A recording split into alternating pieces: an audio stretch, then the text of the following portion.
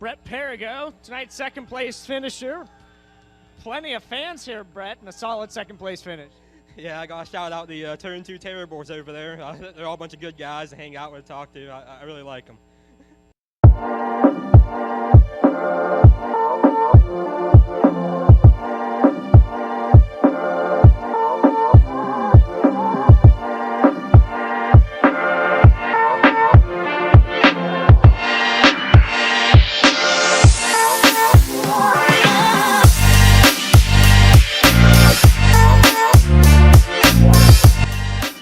How are you doing tonight, man?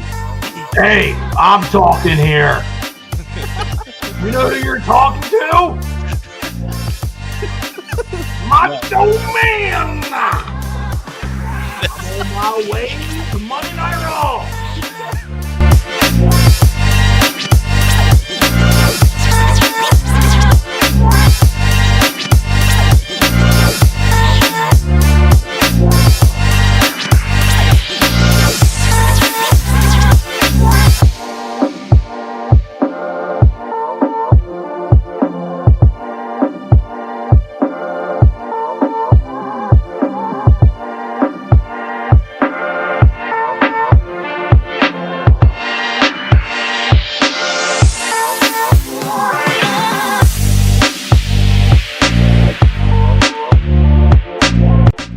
How I want to answer the second one. Your choice. It's a trap. I feel like it is. I feel like he's setting up fights in the front stretch. Is what he's trying to do.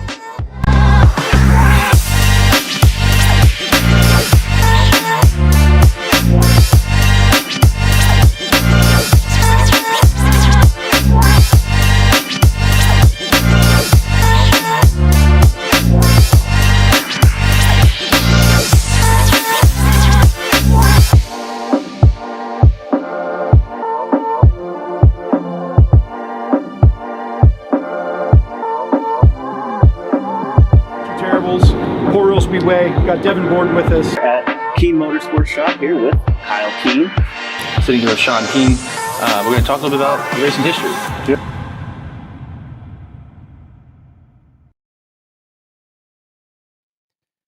Monday, August 18th, 2025. I am Jimmy here with Jay-Z. We are the Turn 2 Terribles. Thank you so much, everybody, for joining us tonight. We got a great show planned for you. We got two drivers on tonight, both each receiving their first career wins. Cameron Merriman is going to join us first. He got his first 358 win at Williams Grove on Friday night.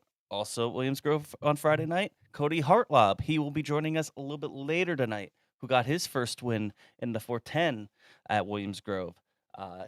So we'll talk to both of those guys, catch up with them. We'll get to know, we've had Kody on before, but we'll get to know Cam a little bit more. And go over their season and see what the future looks like, and also obviously talk about those wins. Also, we'll go over all the other racing. We had 5 features across 4 tracks over 2 days here in PA, and then we also had High Limit and World of Outlaws. We'll take a look at all the results. We'll talk track points. We'll talk schedule coming up, and much more, whatever you guys want. And as always, the fans, thank you guys so much for tuning in. And we see you in the chat. Santos, Matt, James, Randy, Marie, Steph. Guys, thank you guys so much for tuning in. Happy Monday. And yeah, just, you know, if you guys have any questions for Cam or Kody, make sure you're putting them in the chat. If you got any hot takes, you got any opinions, you got any other questions, make sure you're putting them in the chat as well. And if you're listening to this the next day on Apple, Spotify, Amazon, or wherever you get your podcasts from, we appreciate you guys very, very much. That all being said, Jay-Z, how are you doing on this lovely Monday evening? Really, really good. Ready to go. Pumped up for tonight. Get to know Cam a little bit, and we'll catch up with Kody and what he's been up to. Get to talk to these guys just about every weekend, at least once, maybe twice. And what a great weekend for both. So I'm excited for this one. For sure. Yeah. So again, guys, put your questions and stuff in the chat, and we're gonna bring in our first guest tonight, and that is Cameron Merriman. Cam, thank you so much for joining us tonight. How are you? Hey, good evening, guys. I'm doing well. Thanks for having me on. No problem, man. Hey, first of all, congratulations. Listen, it's a 358 win. I know it's big for you and your family.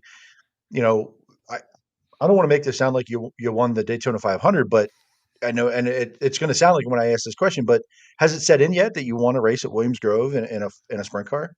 A little bit, yeah, a little bit no. Let me tell you something. So I put together a video. I have a small YouTube channel. I mostly put it together for myself and my father. My father loves to like watch the videos of the in-car because he loves the racing. He used to race himself way back in the day.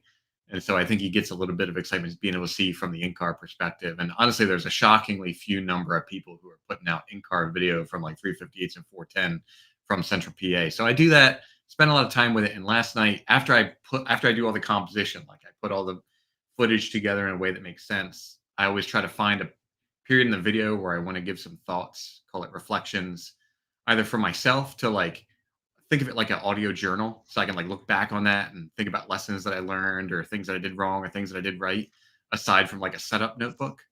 And last night I was writing the script for that and I was getting like choked up writing it. And then I could hardly bring myself to like record it. So I think that was the first of it where it really sort of set in where, yeah, I finally did that. I was, let me say also, last week I was talking with my wife about, racing. What am I trying to do here? What are the goals? What are we up to? Am I just bullshitting around running 358s or what are we trying to do? And, she was like, what are your goals? What do you want to do? And I'm thinking like, well, I think I want to win a 358 race. I think if I could win a race at the Grove, that would be crazy. And then I was like, long term, I'm like, I want to probably run speed weeks or something with the 410s. And then in a week, like two of those come up. Two of them right off. And it's like, yeah, to some degree, it doesn't feel real. And it's super fascinating to be on the other side of that. Just like, what do you mean we did it? It's crazy. So yeah, I don't know. Just kind of, I think I'm still kind of glowing from it. Really hasn't set in, but a little bit every once in a while, I kind of get choked up. Kind of crazy. I've been going to the Grove. My dad's been taking me there since I was a kid. No shit, like National Open since honestly before I can remember.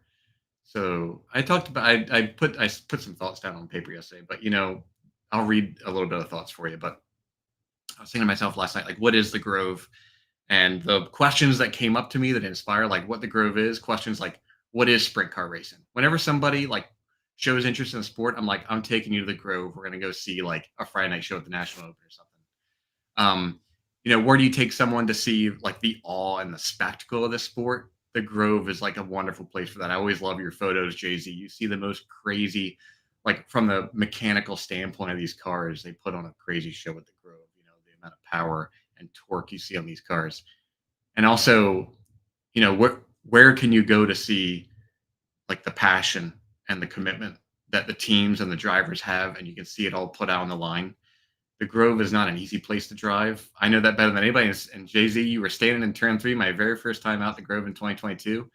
I didn't respect that place enough. I took too much muscle memory away from iRacing. And in the B main, I stepped on my dick and put it in the wall in turn 3 and went flipping. So I know sort of the amount of respect that the Grove demands. So for all of that said, it's kind of crazy to be on the other side of this win. You said a lot there, and it is fun getting to talk to someone where everyone who gets out of the race car, it always means a lot, right? If it doesn't mean something to these guys, they shouldn't be doing it anymore. Lance Deweese talked about it. He's still doing it because he wants to be standing there, right? He's not an overly emotional guy, but like it matters. But you're very thoughtful. I talk to you at times at the track. It's kind of like race mode, and we talk, but we don't talk. And we've talked in private messages some, and I can tell that you're a pretty thoughtful guy, and you're a thinker. And I also don't know if I've ever seen a lot of emotion. You're a positive guy. Hey, we're here. We're ready to go. We're thankful. When you did that wing dance, and they made you go back, you did it the first time, and then you did it the second time. They made you go up even higher. My wife talked about it and said, man, that look at this guy. Like, she doesn't know who you are, and was like, you could just see it. You can see it in that picture, that all of us got, but like just that emotion of it all. I can only imagine writing it. If I put myself in your shoes, I've felt some of that for guys like yourself and Kody and TJ Stutz when he won that big one last year, right? Like, we can feel that as fans, and that's how I think we can relate to it and why we love the sport so much, like you said. So, you know, going into the night, any night, your always goal is I'm going to go win a race. Mhm. As the night went on and you were there, did you ever think this could actually happen? Did you feel like, hey, like you haven't been doing this very long, but you've been doing it long enough where you're like, I want to win a race. Will this happen? Did you ever get that thought of like, this might actually happen? I think I thought that maybe the odds weren't against me on Friday night. We had a timed hot. We went. It's really hard for us to race on Friday nights and it's hard for a lot of people to race on Fridays because you got to work. It's hard to show up at the Grove with all the stuff ready and ready to go and ready to rock. So, but they advertised time hot laps. We're like, we're there. If we can place on merit instead of me walking up and pulling a 60, and just being depressed right off the bat, I'm like, we're showing up for that race. And I timed fastest in my session.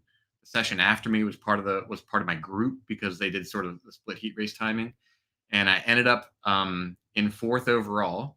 And I watched Dylan pull the number out of the hat. Dylan Norris pulled the number for the 358s, and I shouted down to him. I said, "Dylan, what'd you pull, bud?" And he goes, "Well, he timed first in his group, so he was really upset about the invert he drew." He said, "I pulled a 4," and I'm like, "Oh man, that sucks." And internally, I'm like, "Hell yeah!"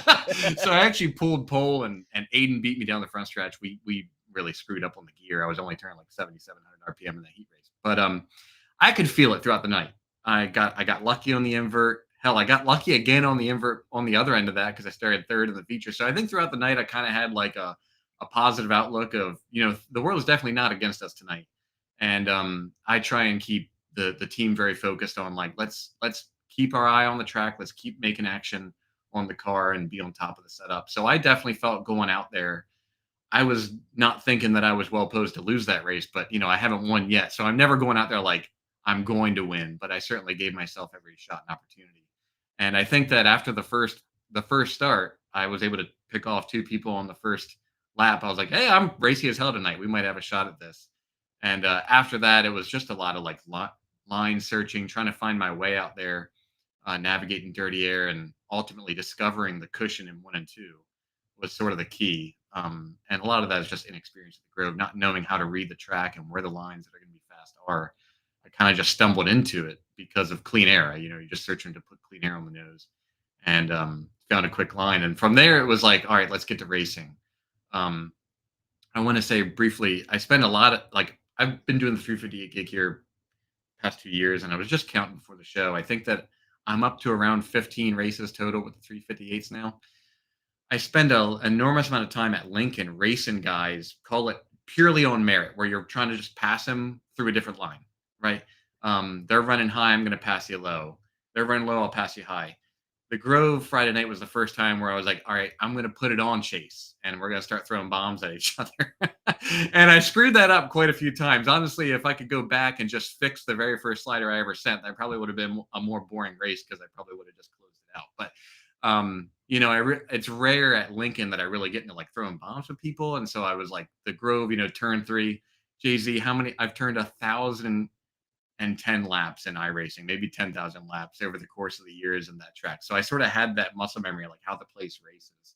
And I just leaned on that. And over time, I've grown a lot of confidence in how to work the car. So for all those reasons, it all came together, and I just felt racy as hell there with Chase. And I think about the time that I sent the second slide job, I was like, I'm going to win this race, even though it didn't work out.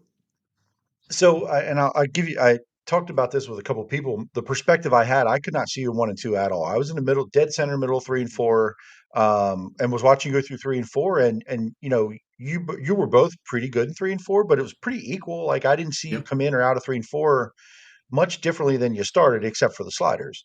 Mm-hmm. But after you threw the first slider, didn't work, and I think you threw a second one, and it was a little more aggressive, and it killed your momentum even further. Yeah. Came back around the next lap, and Chase had gotten back out to a pretty healthy lead. I'm like, man, damn, right? Like, I like Chase. I wouldn't be upset if Chase won or Aiden won or yourself. Like, it's a good group of guys there, and I was like, man, that might have been the one, right? Chase is in clean air. I'm thinking the same thing in the seat, by the way. Here we go. Well, you must, and like you just said about turns 1 and 2, because within 3 laps you were back on a tail tank ready to throw another slider, and I'm like, he must have been killing him in 1 and 2. Mm-hmm. So did you find that by accident, like you said, or was it just, hey, I'm going to do the opposite? And I was like, oh wow, there's speed here. like, how did you discover it? Was it, I'm going to try it? I guess you could call it an accident, but I think all racers might attribute my decision making to an accident in that sense. I was trying to run the bottom. I was in his dirty air. I was skating across the track and just felt like utter crap. You know what I mean? Like I go down there and I'm like, I must have too much stagger in the car. I'm not pulling the wing back any further because we were ripping the cushion in 3 and 4. So you got to keep the wing forward so you don't get bound up on that thing. So just for all those circumstances, I was like, I can't work the bottom. I got to try something else. And I sent it in the top and it stuck. And I think from there on, I just had to get more and more confident, just keep my freaking foot to the floor, both feet, really, like stay in the throttle and just work the brake to keep the car lean left. And from there, it was a rocket ship. And I watched the replay, and Aiden was following suit right behind me. We were both bearing down on Chase. Of course, Aiden got him as well later in the race. But yeah, it was sort of just like out of principle. I felt slow. I knew I was slow. I was receding from Chase. What are you going to do as a driver? You got to search somewhere else. So you can call by accident if you want to, but I think that's just sort of the gig, right? Yeah, I mean, it is part of it. Happy accident, sort of, but that clean air meant more at the time. So, and I will say this as an observer and watching, most of last year and a lot of this year, there's been 358s have made a lot of time on the top of 1 and 2, where years past, I don't know if that was always true. It gets pretty far out around it, but I think something has changed a little with either how hard you guys drive it. The bottom has maybe slowed down a little. I'm not sure what the dynamic is there, but we've seen Aiden do that a couple times. We've seen Dylan do that. We've now seen yourself do that, where Preston Latimus last year, before he moved to the 410 ranks, he was really, a couple weeks there was really making up a lot of time in 1 and 2 on the top with that clean air on the wing. And maybe that's just that speed, that momentum. I don't know what it is, but we'll keep the secret a secret. So there's that. But listen, I think that creates, I told a lot of people walking out of there, the 358 race was the best race of the night by far. And we're going to talk to Kody here in a little bit. And I'm not going to take anything from Kody, and we're going to talk about that. But like, you guys, the track got wide enough and it slowed down enough that it made that racy and picking multiple lines. So I want to talk about the pass for the win. You kind of went into 3 and 4. How did you go down the backstretch side by side We did. and we're already above him? Is that what happened? We were side Okay. by side. Yeah. 'Cause the video clip I had of like, damn, there's side, like, what happened here? You were 6 car lengths back. So you go in there, were you expecting him to kind of dive low and slide you? What was kind of your thought as you're kind of, because you both bounced off the cushion and kind of got tight, like we might both wreck this thing. So what was going through your mind there? That's a good question. We both went down the backstretch side by side, and we had already sort of slid each other and had some interactions. And I think we both had, call it a mutual respect for each other at that point. And, in my mind going into the 3, I was like, I was not prepared to sort of come off the cushion and come down across the track. I didn't feel like I was going to be able to get gripped up. It felt really slick off 4. So I was like, my only solution here is to beat him to the point. Every track, there's a certain geometry. There's a point at which the slider clears. And I was like, I just got to beat him to that point. And in trying to beat him to that point, I went and hopped the cushion again because I overdrove the shit out of it, right? But so I hopped the cushion, but he got bound up in the dirty air at that point, right? So it was like we were both compromised. Whereas in the previous slide jobs, he was able to cross under into clean air, and I was the one hopping the cushion. Whereas in that point, he wasn't quite able to clear. I hopped over the cushion, but he was also sitting there in the dirty air.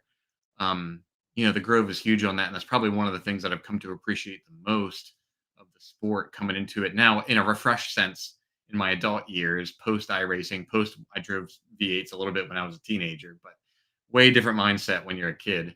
It's sort of an appreciation for how much dirty air affects the cars and how to work around it and betwixt it. Use it to your advantage when you're trying to pass a guy. But I think the mantra there was, this is basically probably the last chance we were going to have, and if I were to lose on that past attempt, I was probably going to be out of the business and not have time to catch up because we only had a couple laps remaining. So I think in the seat, I'm just like, I'm beating him to the point. And that was it, It was commitment at that point. You had to commit to that. That was probably your shot at it. I saw one of the fan questions, and actually this was a question I had going into it. I'm stealing Jimmy's thunder a little bit, was your choice of number. It's the 8, right? Most times there's been a story. I think one driver came in here and said, I don't know, I just picked it one time. Like, most people have a story. I know I would, whatever number I would pick, there would be a story for it. So give me a little history with the 8. Yeah, good question. And of course, mine comes with a story. My dad got me into racing when I was 5. We started with go-karts, dirt track go-karts out near Dover Air Force Base, and a track in a place called Kitsamuk, just south of Dover Air Force Base. And out there was a karting club, and my dad actually raced go-karts alongside me when he first got me into it. I was running with the juniors, right? And at the time, this was very, very late 90s, early 2000s. Um, NASCAR was all the gig, and my dad loved Dale Earnhardt. My dad drove the black number 3 go kart, and of course, like his up and coming, I was like, I love Junior. Everybody loved Junior. And the thing that really landed it for me, you guys will remember, was the baseball car. Yeah. What I wish I could have came prepared if you guys had told me about the question, but I've got photos of me in the baseball car go kart when I was young with tire marks down the side, down the fenders, you know. So I was a big Junior fan, loved the baseball car growing up. It's where we started 3 and 8, and I stuck with that. And then when we went to micro sprints and V8s, every track had an 8, right? Somebody was driving the 8. So at some point we were like, screw showing up to the track with the 8 and being told somebody has it. And now we just run the 8X because then it's sort of average. Instead of taping it on at every track we go to, we just build it into the number itself. Because there's not going to be many X's, right? I know one X. There's not a lot of X's when it comes down to it, except if it's just an X. There's Just the there's X. but Central PA. I think we've used all the numbers, so we're going to end up hitting on that. So, um, as you look back and kind of look at the season, like you said, Williams Grove is not one you've done a ton of, and it was like, hey, timed hot laps. You've been running Lincoln. Did you think your win would come at Williams Grove? If you're going to be picking, did you think with the laps in Absolutely the not. history it would be Williams Grove? No, absolutely not. Like I said, I was trying to count, and I can't quite say whether it's 4 or 5, but that was at most my fifth time at the Grove in real life. I think 4th, but I can't say that with certainty. And you were there at my first. I'm telling you, 2022. I went there with URC and had no idea what I was doing. Dumped in turn 3 wall, went for a ride, and kind of went back to the pits with my tail between my legs. And I'll tell you guys, and I'll tell whoever's on the call. That night was both humbling, a fair bit frustrating. It really put me down that night because my wife was up in the stands, and there was a group of folks, drinking beer, the Beer Hill folks, and I'm in the B main. I get caught up in dirty air, hop the cushion in that race. Jeremy, you took the photo of me going end over end, and a group of folks stood up, a couple rows down from my wife, and they were like, "Can that dude even drive?" Like. By the way, somebody did, not my wife, somebody did stand up and come to my defense. Somebody who I don't know to this day, and said, like, let me see you MFers get in one of them car and drive it, right? So I appreciate whoever that person was. But that was both a meaningful experience for me. I can't say in exactly what way. It's a bit positive, it's a bit very negative, but that was 4 or 5 attempts at the Grove ago. So obviously I feel like I've tried desperately to learn at every step along the way and continue to absorb here. And that was sort of something I learned both in my since I raced when I was a teenager, coming up in professional life, and also through iRacing, just coming at the sport with a different mindset. I'll say briefly, when I was coming up as a teenager, go-karts to micro sprints to V8s and doing that whole thing, the way that the sport was presented to me was it's balls and talent, and that's it. And that's a bullshit take. This sport is so much like attention to detail, a respect for the engineering challenge of the sport, patience. Like when I was coming up, it was oh, let's drink a Red Bull, get hyped up, get amped for this race. And I'm the exact opposite today. I go to the track, I'm trying as much as I can to manage my heart rate and be zen. So I feel like I've come at my approach to the sport has changed so dramatically as I've aged and come back to it on my own terms. And that has helped me immensely sort of be able to learn, be responsive, be able to be respectful to others on the track, and also be able to be quick. So, I thought, well, we were in Victory Lane. I was telling people that, like, I knew you before you had a race car a little bit, right? We chatted here and there on iRacing, and you whooped our asses in that a lot. So I knew, like, hey, look at this guy.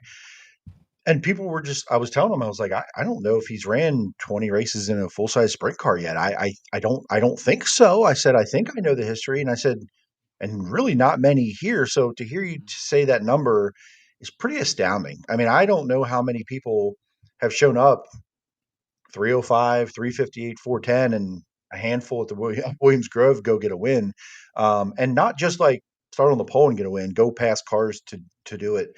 As an observer, again, as a fan watching, I feel like the middle of last year, something really switched on for you. Sometimes that takes people 1 year, 3 years, 5 years. I don't know the number; it's different for everyone, but you know, it was visible. I think it was visible. Like, oh, you're passing cars, you're fasting hot laps, you're fasting your heat, you're passing cars in the feature, you're contending. Did you feel that yourself? Did you feel, was it being more prepared when you showed up? Was it the car is working? I got my hands, feet, and eyes working together. Is it all of it? Is it a little bit of all of it? Well, I'd be wrong to say it isn't all of it, but let me say like a phrase occurred to me as you were asking the question, and it's mostly the last bit. I want to say, coming back into the sport, it's like just hopping into a V8 sprint car is not an easy thing to do. Especially I was cold. I raced them like I mentioned. Last time I raced was September of 2009, and then I came back to it actually for one race with URC in 2021 at Georgetown. That was, for those, if anyone's watching and remembers, this was a URC race in Georgetown where Mikey Thompson went flipping. I T-boned him. He got flown out to Christiana, jaws of life. They had to take him out unconscious out of the car, and I broke a kneecap.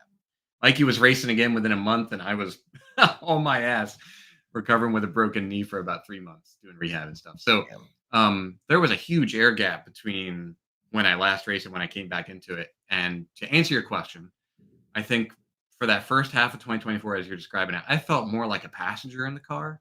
Like, I'm here and I'm racing, but I don't have like full command over this thing, and something switched on where it's like the car, not to be too dramatic about it, but the car becomes like an extension of yourself. It becomes like an appendage. It's something that you get to work and point and tell it where to go, which is something that obviously you have in iRacing. You freaking point the car wherever you want to go. The cars are too pointy. There's so much inertia with the real car. They weigh 1,500 pounds. You're going that way, So it's learning how the heck do you actually make the car turn. And if I can simply describe it, this is something I actually wrote down in my pre-notes for the night here. I wrote down some notes of things I wanted to talk about. Something that, like, there's so much tribal knowledge in the sport. And the thing that I learned the most that iRacing did horribly for me in terms of teaching me muscle memory is how important sprint car racing is a double pedal game every corner of every lap. This is not like a hold the pedal down and not stop and make it rip and go. This is like, how do you, through finesse, work both pedals on every corner, because the brake helps the thing turn. And it's more than that. It's sort of like that. It aims to that pointiness of the nose. And I don't think I appreciated that for a long time, because no one, when it's me and my pops and I'm not working with, somebody who knows better. No one knows better. So you don't know until you learn it. Right. So it's sort of like just coming around and discovering some of that tribal knowledge. That's hard to, someone probably told me that, but you have to like learn it for yourself. And that takes a while. I did want to answer Matthew Bird's question in the chat, which said, does iRacing help you every week at a track? I want to say it is highly a double-edged sword. iRacing taught me such an enormous amount of like how to think about setups. No specific number that I ever put into iRacing is a correct number that translates into real life, but sort of the relative behaviors, the things that matter, iRacing does well. And also, I'll admit freely, I've talked about it a couple of times tonight, some of the muscle memory that you learn from iRacing can be very detrimental in real life. Sort of, you don't learn that multi-pedal approach through iRacing that you need to with real life. And it cost me about $3,000 and a pretty bad end over and flip at the Grove to learn that lesson. Wait, speaking of that, end over and hey, look. So this was the first race I ever saw Cam race, by the way, in a B main. And I was like, well, I don't know when I'll get to see him race again. There's that. So this was a big one. And I was new at the photography thing. This was 2022. So this was like my first year, I want to say, whatever. It was just interesting. I didn't really know Cam that well, and I hated to show him these, but I was like, I got these. That definitely was something. And the Williams Grove, every place can really, like you said, that double-edged sword, the good habits and the bad habits, right? Kyle King talked about that a lot. There was a lot of things that he did that I think he helped him a lot with his eyes, probably like the track dimensions a little bit. There's a lot of like accuracy from learning a racetrack on it, but not to manipulate the car with your hands and feet, right? It right. doesn't translate that way. The way you need to drive the car, but I would think like all the laps and all the years I've been on it, that if I went to Lincoln or Williams Grove and jumped in a race car, I'd be like, well, I know where the turns are going to be. That's right. But that's about it. The visual of it The potentially, visual right? of it, yeah, which is super important, by the way. Which I think like, these guys that get in sims, whenever it's called a sim, whether it's the manufacturer sim in like NASCAR level or guys doing whatever, just to kind of get a lay of the land, whether that's just getting your eyes to work in a certain direction, right? If you never went to Millbridge and you want to go race a micro, you could now go to Millbridge, jump in a micro and iRacing. At least you're going to be like, okay, the boards, colors, like the sights and scenes of it all. And you're going to be like, this isn't completely foreign to me. You would be doing a disadvantage to yourself not to do that, Jay-Z. You know what I mean? Given the information age that we live in, just go hop in. You'll gain something from it. If not, just like marks that you can look for. Like, what are the entry points? What should you be tuning your eyes to, right? Yeah. Like I told my friend my buddy Cale Thomas, where the opening is on the backstretch, right? Like, don't hit the barrels. So the other question I have here, if Williams Grove and Lincoln, that's been your predominantly where you've raced. Very different racing, very different styles you talked about. Do you prefer one over the other at this point? I think before Friday night, I'd tell you Lincoln 100%. I was gonna say after Friday now it might be different. I think on a track like what Williams Grove offered on Friday night, Lincoln does not offer the same like sense of like how hard you can push the car. Lincoln sort of very acutely demands a much more patient, finessed approach on the pedals. You're full throttle at Lincoln for a few seconds a lap. You're really working the pedals, trying to manage traction off the corners because it gets so slick, except for when it gets built up to a curb, like it was the other night. But the Grove felt different, like turn 3, those sliders, those types of bombs you can't really send at Lincoln. By the way, I learned that lesson on Saturday because I got way too amped up with Jude Siegel racing each other, and I tried to bomb him, and the walls come at you a lot quicker, it feels like, at Lincoln than they do at the Grove, and I had to bail out and ended up 360 in front of the field, kind of made a fool of myself. But that's a really hard question to answer. Which one do I prefer? I honestly, I wanted the Grove, and I love the Grove, but I think the Grove doesn't get good until it gets good really late. Like, you need slick to a curb, and the rest of the night, I can't really say that it's a great place that I'm like, oh, I'm going to line up 6th on my heat race and have a shot. Most of the time, unless I'm lining up like 5 or 6 rows deep in a heat race at Lincoln, I feel like I got a shot. Saturday night, we lined up 5th, and I'm like, I'm going to make the redraw. I'm going to race my way in. So that aspect I really like about Lincoln. And I'll also say that the dynamics of the track have always been changing. Like, you show up, and we were chatting the other night, sometimes turn 1 gets absolutely baked and it's like all the way to the wall in the heat race. Other times you get these giant curbs in 3 and 4. I love showing up the track and sort of getting like that random draw on what's the dynamic of the track going to be, because in my mind, I feel like I'm trying to be super responsive and observant about the track, and I feel like I can be quick-witted about making changes on the car. All of that to say, when Lincoln is dynamic and you don't know what you're going to get, I feel like I'm incentivized to be smart and make decisions so that I can go out there and race my way into the redraw. So for that reason, I think Lincoln's pretty cool. It's interesting to hear this dynamic from a race car driver. And listen, I know there's some smart guys out there, but you speak well. I can tell that you think about these things. And that's great.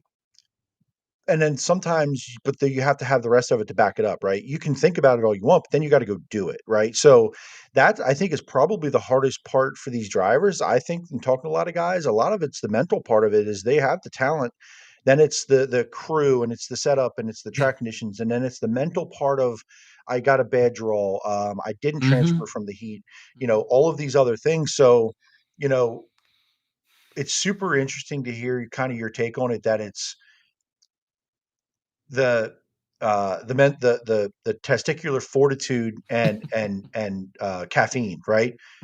That's, I think we all live on a little bit of that in the sport. Like, that's the cool shit. But you approach it in such a different way, I think. And now the hands, feet, eyes, and feel are catching up to what you've kind of been up here with. So 2025, we're already in the middle of August. You already missed a couple races this year due to some bad luck, a lot of traveling to get your motor back, and a couple things. What does the rest of 2025 look like? And have you kind of started to look at 2026 at all yet? Yeah. I think 2025 probably holds 4 or 5 more races for us. We had a lovely night on Friday night, and then yin and yang. I got tangled up in some crap in the back of the A main there at Lincoln in turn 1 and 2, and we tore up a couple other wings. So Billy's in the chat. I mean to ask him if he's carrying wings that aren't powder coated black and aren't an extra $250. So Billy, if you got the answer to that, if you got regular wings, I'm looking to go up and get a couple. But yeah, we're probably gonna put on just a few of the Lincoln shows that are coming around next, and maybe one more Williams Grove if we can make it. But let me talk to your question about 2026. With as much weather that rained us out this year, we were like, let's pick and choose. Let's just pick a number of races that we want to go. And then everything started to get rained out. And we were like, man, if we had planned this better, maybe we could have raced for points. So I want to approach 2026 in a mindful sense. And what I mean by that is, when I was young, racing micro sprints, we did points racing a lot. And as I look back on that experience, I wouldn't choose. I don't think that there was a lot of good that came from that, because I got in that damn points racing attitude. There were so many races I finished second or third because my dad's a little dude on my shoulder saying, Cam, don't screw up the points. I think something that keeps me inspired and active and loving this sport is showing up and just racing and win that night. So I'd like to say that 2026, I'd like to make a run at Lincoln's points, but I also want to be really wary about kind of falling into, that points driven mindset of like sacrificing races that could have been because I'm out there trying to get a check at the end of the year or something, So that's something that encourages me, but I want to try and approach that in a way that I can end up happy with it at the end. Well, yeah, no, I think that's a debate of people in the chat. I mean, Billy Dietrich, right, in the chat, his brother Danny talked a lot about it. They points raced before, don't love points racing. It's kind of a thing of the past, but it's still a real thing. And at the end of the year, if you go and finish second, third, fifth, and get one win and you win the points title, what do you have the next year?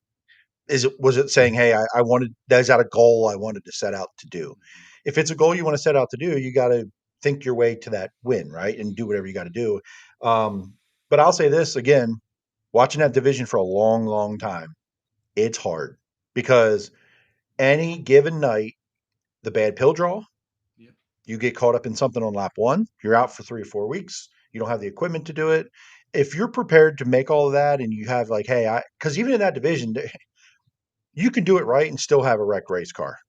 Period. Just the way it goes. That's part of the deal. And if that one race or that pretty big wreck can set you out a week, is this even worth it then? Was there a point, right? So that's a tough debate, right? Because I think even if you're not traveling, you want to run a points title, you can have 3 weeks in a row with races. Yeah. Can you make all 3? Are you prepared to have enough equipment if something goes wrong? So, and that's tough to say I can get that ready for 2026 when you're not there now, right? Mm-hmm. To say, okay, now, because that's going to be a big investment, financially to be at that point. So, as you look forward, 2026 and beyond, do you have goals to get into the 410 division, 410 ranks at some point? Good question. Let's take aside the massive amount of investment it would take in both time and money. Would that be a goal you would want to work toward at some point? Yeah, good question. I actually was when you were just chatting, I was thinking the phrase that occurred in my head was like goal driven mindset. I'm very firmly driven by goals. If I don't have a goal, like I love the sport, but I don't know if I'm going to have that drive to keep going, And so it's like, what is the goal? If it's not a points championship, it's not X, Y, or Z. So that's definitely going to be a challenge, is trying to identify what the tractable and achievable goals are going forward. But yes, we're keenly interested in putting together a 410 over time, but I think that I'm not going to name any names or say anybody's making a mistake, but I think that's something that happens often, and you guys have even chatted about this here, is this sort of desperate leap and stretch to get drivers into the 410s where I'm like, what's wrong with flexing and being really good in the 358s for a while and sort of establishing yourself as like you don't have to be a dominant driver. You don't have to be kicking our asses every week. I'm probably going to get depressed about that. But like, I think it's fine to cut your chops and be like really good in this series before you advance because, just in conversations that I've had with some of the 410 drivers, like it's a very keenly different beast. And it's not like you're good in this, you're going to be good in that. There's a very steep learning curve. So like I mentioned this a little earlier. I think we're interested in putting together a 410, call it over the next 3-ish years, and trying to do something where we are like 358 racers. I think, by the way, I haven't said this tonight. I think it's important to have people who are mainstays in the 358 series. It's incredibly competitive. You mentioned earlier it's a hard series. When we started this last year, we weren't thinking about wins. We weren't thinking about podiums. We were thinking about like showing up at Lincoln and consistently making an A main. That was success for us, and that was cool to get that. From honestly, we were like, is top 10 achievable? So as those sort of things get ticked off and you feel competitive and you're getting those things, it's like, well, what's the next criteria? So for us, it's like, I think we want to be, we're hobbyists. I think we want to be kind of mainstays on 358, put something together though for the 410s where we can like show up for 5 or 6 or 8 races a year. Just strap the 410 in, probably not to be out there racing every week with them, but to come out like for a cool show, for Speed Week, to kind of chase some of those long-term goals. And I don't know. I hesitate to even say it, but like probably Cam's ultimate goal. This one's way too far. Don't take this seriously. Would be like make an A main on one of the National Open nights. That would be like the pinnacle to do the 4-wide salute at one of those. RIP to our friend Chris. He's alive, but he's dead. One of his big questions every week was, if you could pick one race in any race anywhere to win, I think you answered it. Like, I want to make it. I want to make it. I want to be a part of the 4-wide. I want to go to the bridge 4-wide. I want to see the cameras. I want to see the things on. I want to hear Johnny Gibson if I can. See my car on the replay. I agree with you. Like for me, I just want to be a part of that. Like. Yeah. I want to be in that 4-wide, looking left, looking right, going, these are outlaws. This is awesome. Winning it would be that's just, we know how hard that is, right? So, yeah. No pretense there. So far in your young 358 career, I am going to ask this question because we haven't had a new guest on in a while. So if you've listened to this long enough, you've heard me ask this question. Someone you love racing with, it's a great time all the time.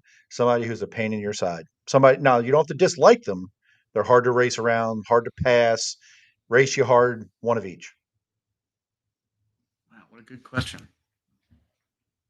Somebody I like racing with. Well, I think I like racing more with Chase Gutshaw after this weekend. I liked the amount of respect that we had between each other. I've always liked racing alongside. I'm going to give you more answers. I've always enjoyed racing alongside Steve Owings.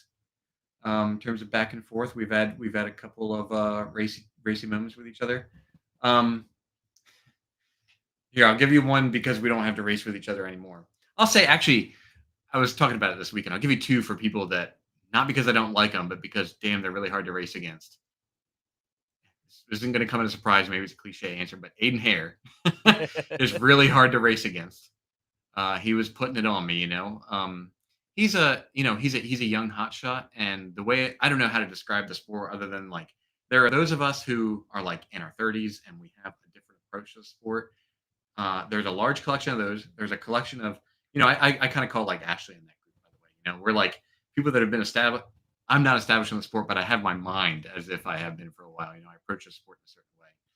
There are the people who've been around for a long time, like Steve Owings, been around for a while, and then you've got like the crowd of hotshots, and the hotshots have something to prove. And what's the worst case is when they feel like they have something to prove and they're not very good drivers. Then it's like they're kind of a weapon to be around. Aiden's maturing himself a bit, and he's at the point now where he's a hotshot. He's got something to prove, and damn it, he's really fast. So it's like, man, when I get to battling with him, it's just stress because it's like I'm gonna have to be on absolute top of my game to come out on top of this interaction, and I don't want to be behind him.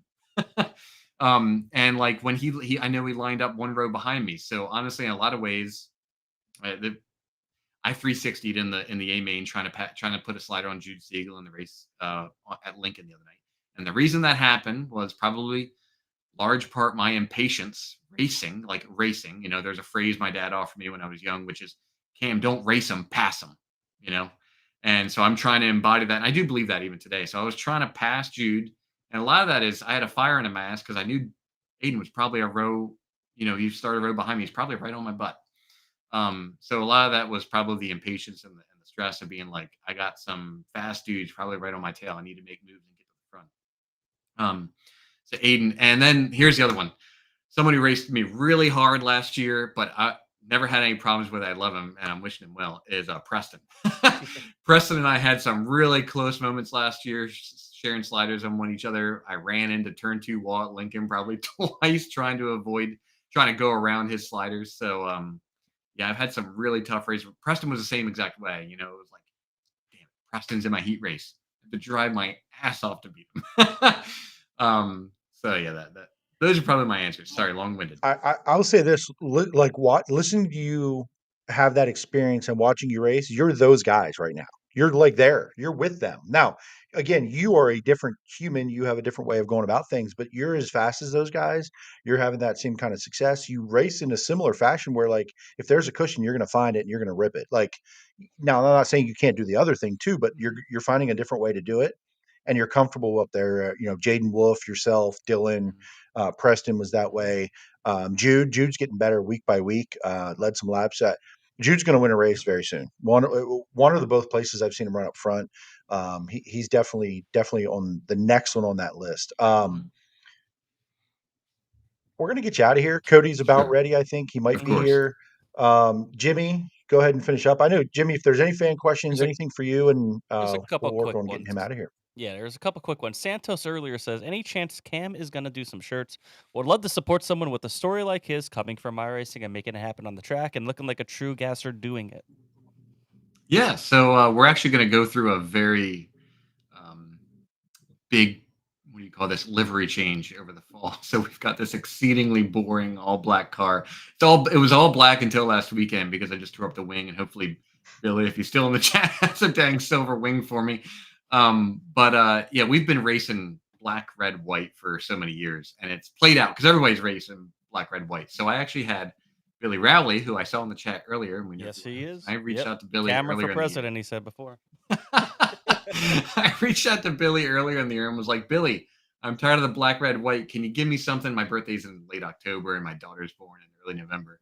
But can you give me something like Halloween theme? Like I'll tease the colors here: black, orange, purple. Can you give me something? And Billy cooked up something that we're going to put together over the fall and winter. So stand by for that, because presumably any merch that we would have would come along with a new livery. Awesome. Sounds a little more exciting. Okay. That's awesome. Just a couple other quick comments from people, not even questions, but Brady Baldwin, iRacing Sprint Car World Champ to real life winner at the Grove. Very cool story. Ashley Capetta, Cam is one of the good dudes in the division. Oh, thanks, Ashley. Billy said this before when we were talking about iRacing, and you were talking about the differences. He said, from a racer that's raced before iRacing, iRacing is really hard to do. So kind of the flip side of that, kind of, trying to go the other way. So, and then he also said, I thought Cam was going to go back to back. I told his dad before the A he was going to win. Damn, people jinxing me, putting it in my head. And then Santos says, I love the all black look. It's retro as hell. So there's people that are a fan of the basic look. Sorry, Santos. Honestly, I think the car's sharp. Like, for what it is, even though it's like, there's a lot of plain car. I've seen a lot of plain cars, and they're just, the number typically goes with the plainness. Your number, like the font, the X with it, just the simpleness. Like, I think it's kind of cool looking. Now, I will say this: anybody that listens to this replay, watches this live, let's get this guy some funding. Let's get some names on that thing. We gotta get some sponsor dollars on that car, so we can have another car there, so we can go and think about getting more wins. And if you tear something up, you got one ready for the next week. So, Jimmy, go ahead. Just again, congratulations on your win. You want to let everybody know, sponsors and everybody else that helps you to get to the track each week. Yeah, look, we're a family-run operation. It's my pops, Curtis. If you know him, come around, see us. My dad will definitely talk your ear off. You got to walk away from him. Love my dad. And then a couple of really close friends of ours, Richie and Zach, help us out on the car. So we're family-run. It's now fully self-funded by me. It's on my terms. I love approaching sport this way. But yeah, oh my goodness, it's really expensive. So yeah, we're definitely looking for sponsors, but I will say, I'm not going to sit here and soapbox too long. I will say I do put a lot of effort into, call it, capturing in-car video, providing good content from the perspective of, there is a shockingly little amount of stuff out there for other drivers to learn about, let's say 358 racing coming into the sport. I don't get many views because I don't think my channel is very big, but if you just type in Cam Merriman into YouTube, it'll come up. So if you're curious, So link, I did Link in post the the chat. link. I looked it up. I subscribed myself. We're fans of YouTube channel, driver YouTube channels. Billy Dietrich is amazing. Shame on me for not finding yours sooner, Cam. I will now be subscribing, liking, clicking, and I watching. appreciate So I'll learn some things there from that as well. So if anybody goes back in the chat a little further back, they should be actually linked. You should be able to click on it, go right to YouTube, and get yourself subscribed. Check out Cam's stuff. At Cam Merriman 1634. Yeah, and I'll say I love Billy's content too, and he focuses a lot on that human aspect. And I was just up at the shop the other day talking to him about it. I appreciate that. I'm not trying to specifically carve out a space for myself, but I definitely try to attack this more from a, what are the specifics of the race, and let me talk to you about race and racecraft, even general thoughts on setup. That's something that is obviously hyper tribal knowledge. I'm not particularly averse to talking to people about stuff. If you come over to my trailer to me on any given night and talk to me about what are the main things you're thinking about for setup, I'll tell you. I probably won't sit here on a live stream and just voice all the things I've learned over the air. But I do think that that's kind of a problem in sprint car racing. Is people are just so tight-lipped and won't say anything about what good things to do in a sprint car. And I don't feel that way. I've had to climb up that mountain, and I don't think it's something that the sport is very inviting for in that respect. So yeah, come to the channel. Maybe you'll learn something if you're interested. If not, that's fine too. And I'll leave with this. Something else that I've seen, and you talked about it earlier about bringing people to the racetrack and then that experience. Last year, Williams Grove, one that I saw you walking around, was a friend of yours that never been there.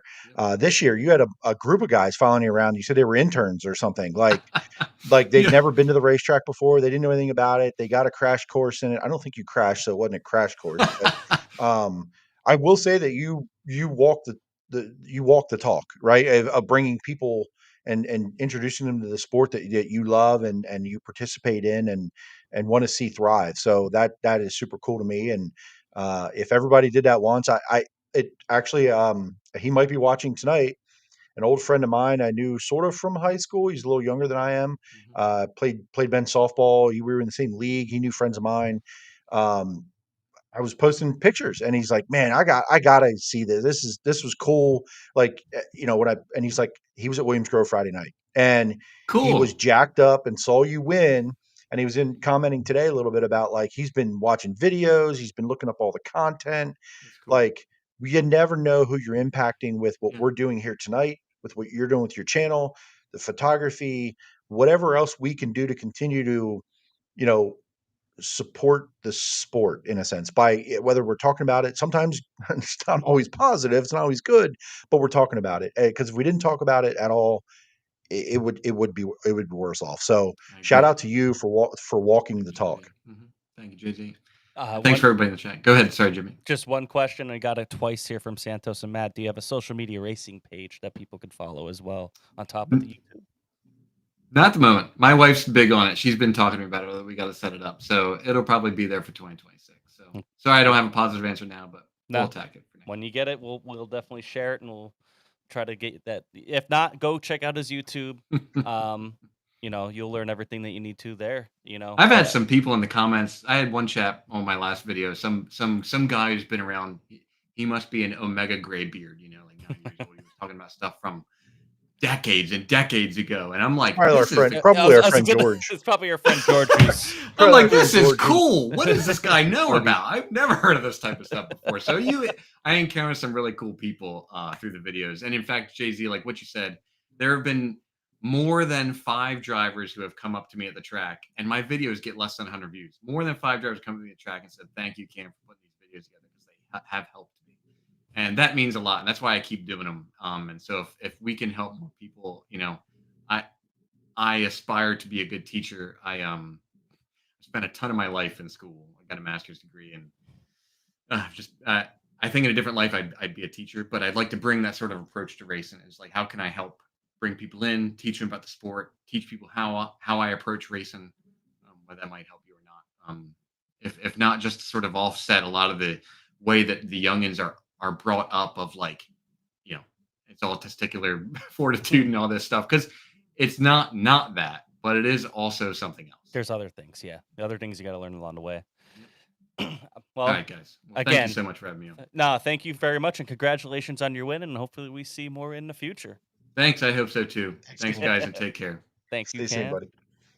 Cam Merriman, again, go check out his YouTube page. We put the link in there. We'll try to share it on our socials. We're going to keep this going. We have our next driver in the background here. We're going to bring him on. Also getting his first victory, 410 victory at Williams Grove, Kody Hartlaub. Kody, thank you so much for joining. How are you doing tonight? We're doing great. How are you guys? Great. Man, we're good. It's not past your bedtime yet, is it? No, I had to put the kids to bed, had to do dishes, all that fun stuff, but I'm here now. That's why I wanted the text message about 10 minutes before. Well, it worked out. I was like, I wasn't sure how it was going. I was like, well, then I'll get a hold of him. If he's not ready, we're good. So appreciate you hanging out, patience there a little bit. Cam's I don't know if you got to talk to Cam a whole lot, whether it was on iRacing or in the pits. But man, what a thinker, right? I think he's a guy that his strength is his mental side of his game, where I think a lot of guys struggle with that side of the game. That's probably his strength, and he had to learn how to race a race car, right? So, and I want to kind of start with you on the mental side of the things. You got your win Friday night. I listened to your interview with Jeremy Elliott on his YouTube page. I listened to it today, and you talked about that. And you and I have personally talked about some of these things. I know that there's so many people out there that know your ability. I've seen it in every step. We all believe in the ability, but I think sometimes knowing you're harder on yourself than anybody will ever be on yourself.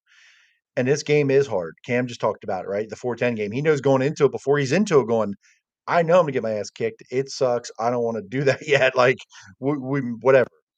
This is what you've wanted for a long time. You accomplished it Friday night. We're going to talk about Friday here in a minute, but the mental side of the game.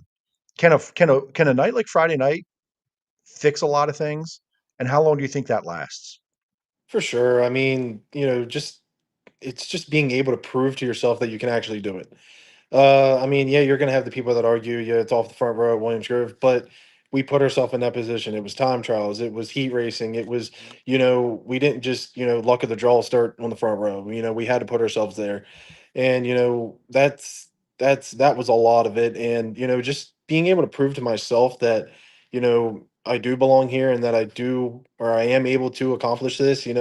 That's huge. And you're right. It's not a secret that I am very hard on myself, and sometimes I think that's a great motivator and sometimes it might not be, but it's just part of the game. And in 358s it was hard, but we got through that. We got wins, we got championship, and then going to the 410, like I would have never guessed the difference in the mind games, the difference in the racecraft, the difference in everything.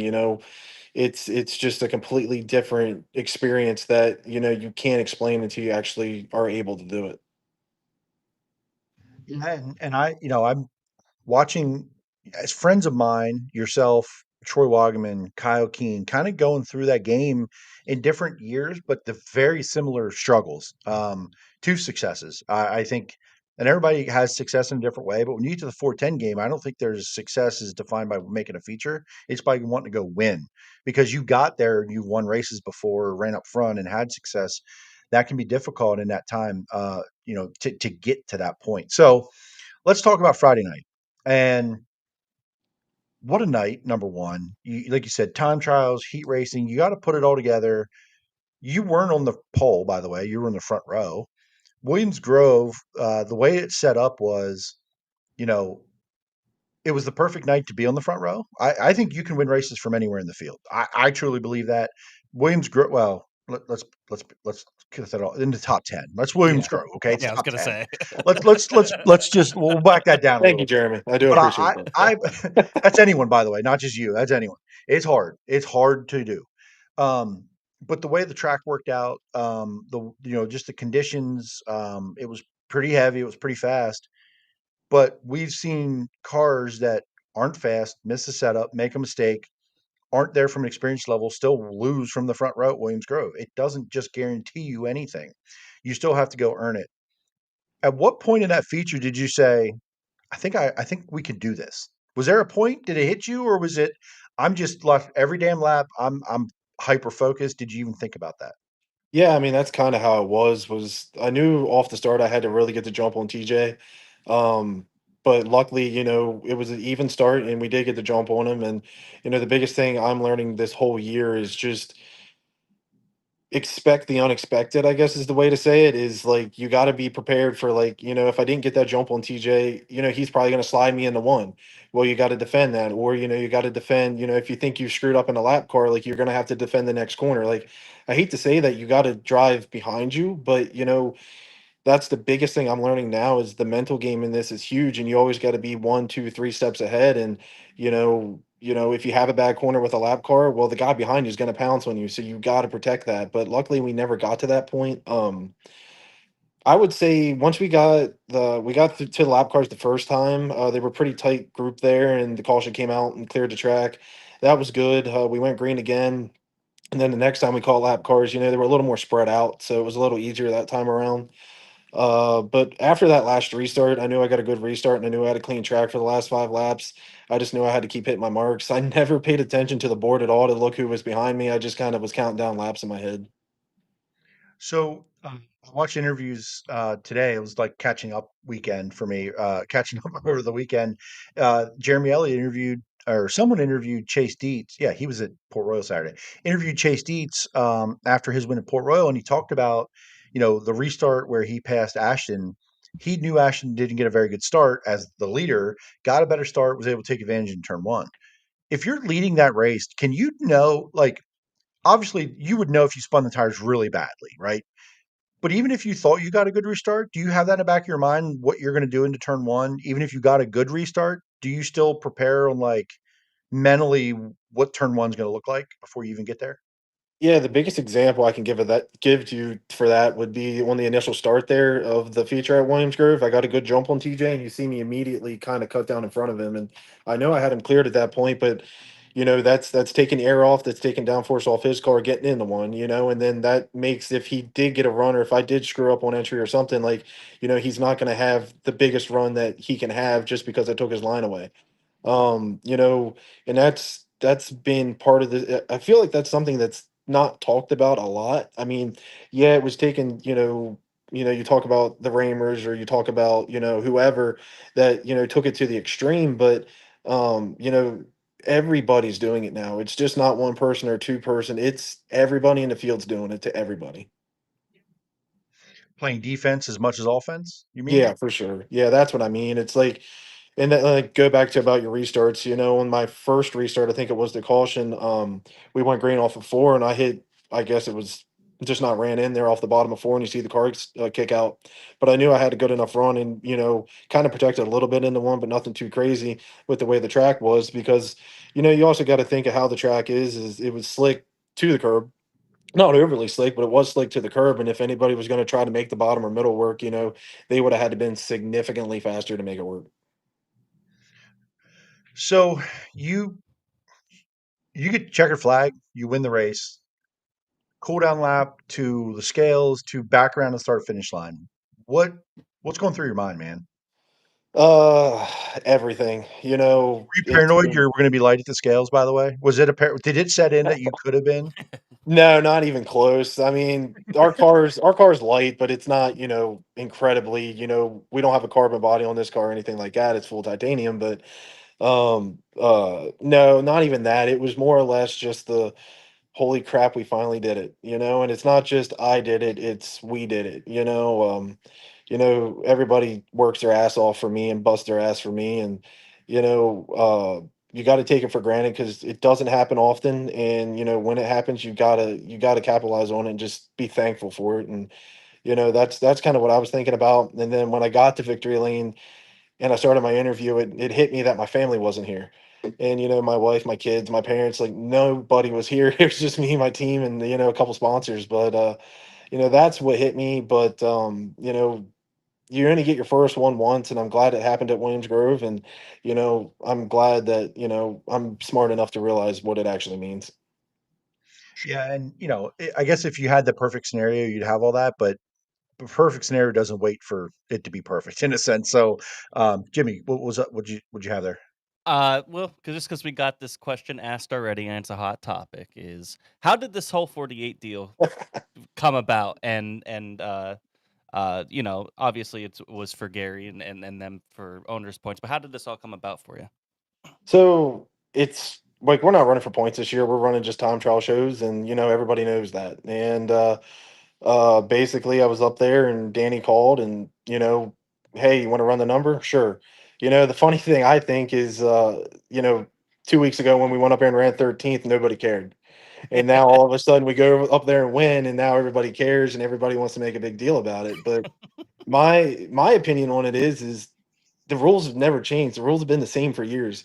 Nobody's bitched when or Billy's done it for Danny. Nobody's complained when the Hefner car did it before. Everybody's did it once, twice. Whatever. Not everybody has a clean game on it, and you can't be mad at the driver or mad at the team or whatever. You got to be. If you have a problem, go talk to Williams Grove. Go change the rules. For us, we're a well-funded team, but we're not, unlimited budget. We still pay for our tire, all that stuff.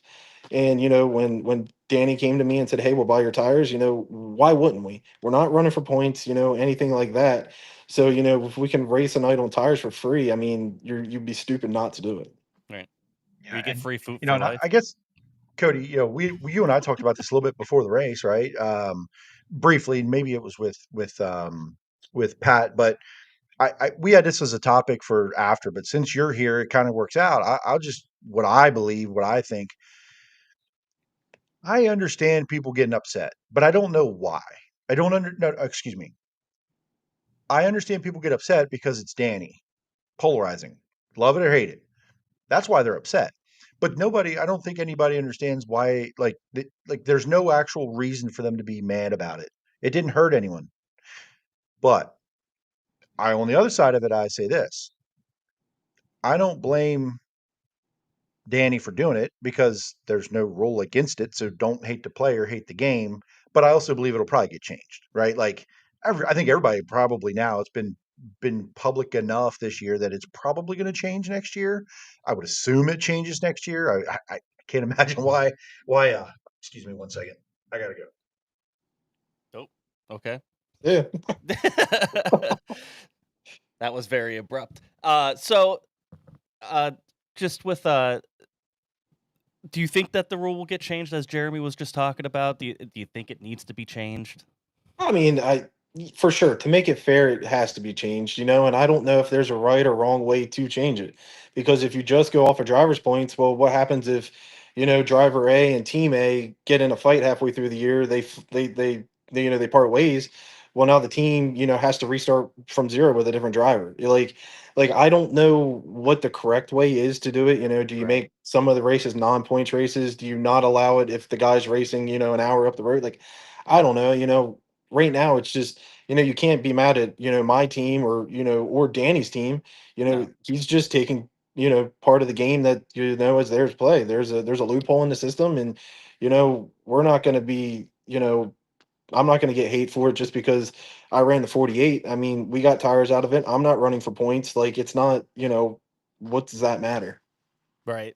Did you know that Danny had swept at Sealands Grove when you got in the victory lane? That was just I like this weird didn't. thing that Yeah. happened. Like within 25 minutes, the Yeah, I 48 had won no 3 idea. features in 2 tracks. Yeah, I had no idea until I don't know, it was probably well after the races. I was actually just got in the truck to go home and or to drive back to the shop, and I got a phone call from Danny, and that's when I found out. But I get why team owners can be upset because yes, um, you know, the points deal of it, but in reality, I mean, it pays I think 9 grand to win the or to win the owners championship, and then it drops off significantly. Mhm. And I was asked to do something. We were paid. I shouldn't say we were given resources to do it, and Yeah. it's it's a loophole. Don't be mad at us. Be mad at the people that make the rules. Yeah, sorry I did that. My hamstring just had a huge cramp in it as I was sitting here, I like was gonna it's say like you a look like Charlie you're horse. a In bit. my oh, that You hurt so good? bad I just fell on the floor. Sorry about that. That was a new one. So and for the points for everybody in owners points right now, Gary Kaufman Racing is fourth. This is after the win, for 395 points back of the lead. So, and with Williams Grove, he's probably going to run every Grove race, I would think now. I was asking some Yeah, from people, the there's no rest of the more year. overlap. No. So he's going to run the rest of them. He is 90 points ahead of Stutz Racing, only 35 points behind Barry Shearer Racing. So, there is there is still spots to be gained or lost there. And I guess these 395 back, and there was a race that he forgot to ask someone to cover. So Yeah, they could and have been that's the other actually thing is higher. like any team that has a problem with this, like I'm trying not to sound, one way or another on this topic because I do understand both sides. But, Sure. there's still a race that he wasn't there and he's still up in points. Yeah. Yep. Like that's on you. Like I can't help that situation. Yeah, and 100% right. And I will say this: I know I 100% believe the rule will get changed because while he's not doing anything wrong, it isn't right that just chooses to go to race somewhere else and can still get owners points somewhere at a different track. No, I I don't agree love with it. that. I Yes, hate I agree everything with that about that. 100%. Yeah. But at the same time, we're gonna not hate the player, we're gonna hate the game in a sense in that one. So we'll move on Absolutely. from that because it's really not the topic. No, it's But not. since you were here, that wasn't my thing getting here, but it's been a topic, unfortunately. I will say I didn't love having in my Victory Lane picture you doing a wing dance with a 48 on your freaking wing. I don't love that for you. But at the same time, uh, man, how jacked up were you to do that in front of the fans at Williams Grove? And the way I look at it is, it just adds to the story of the first win.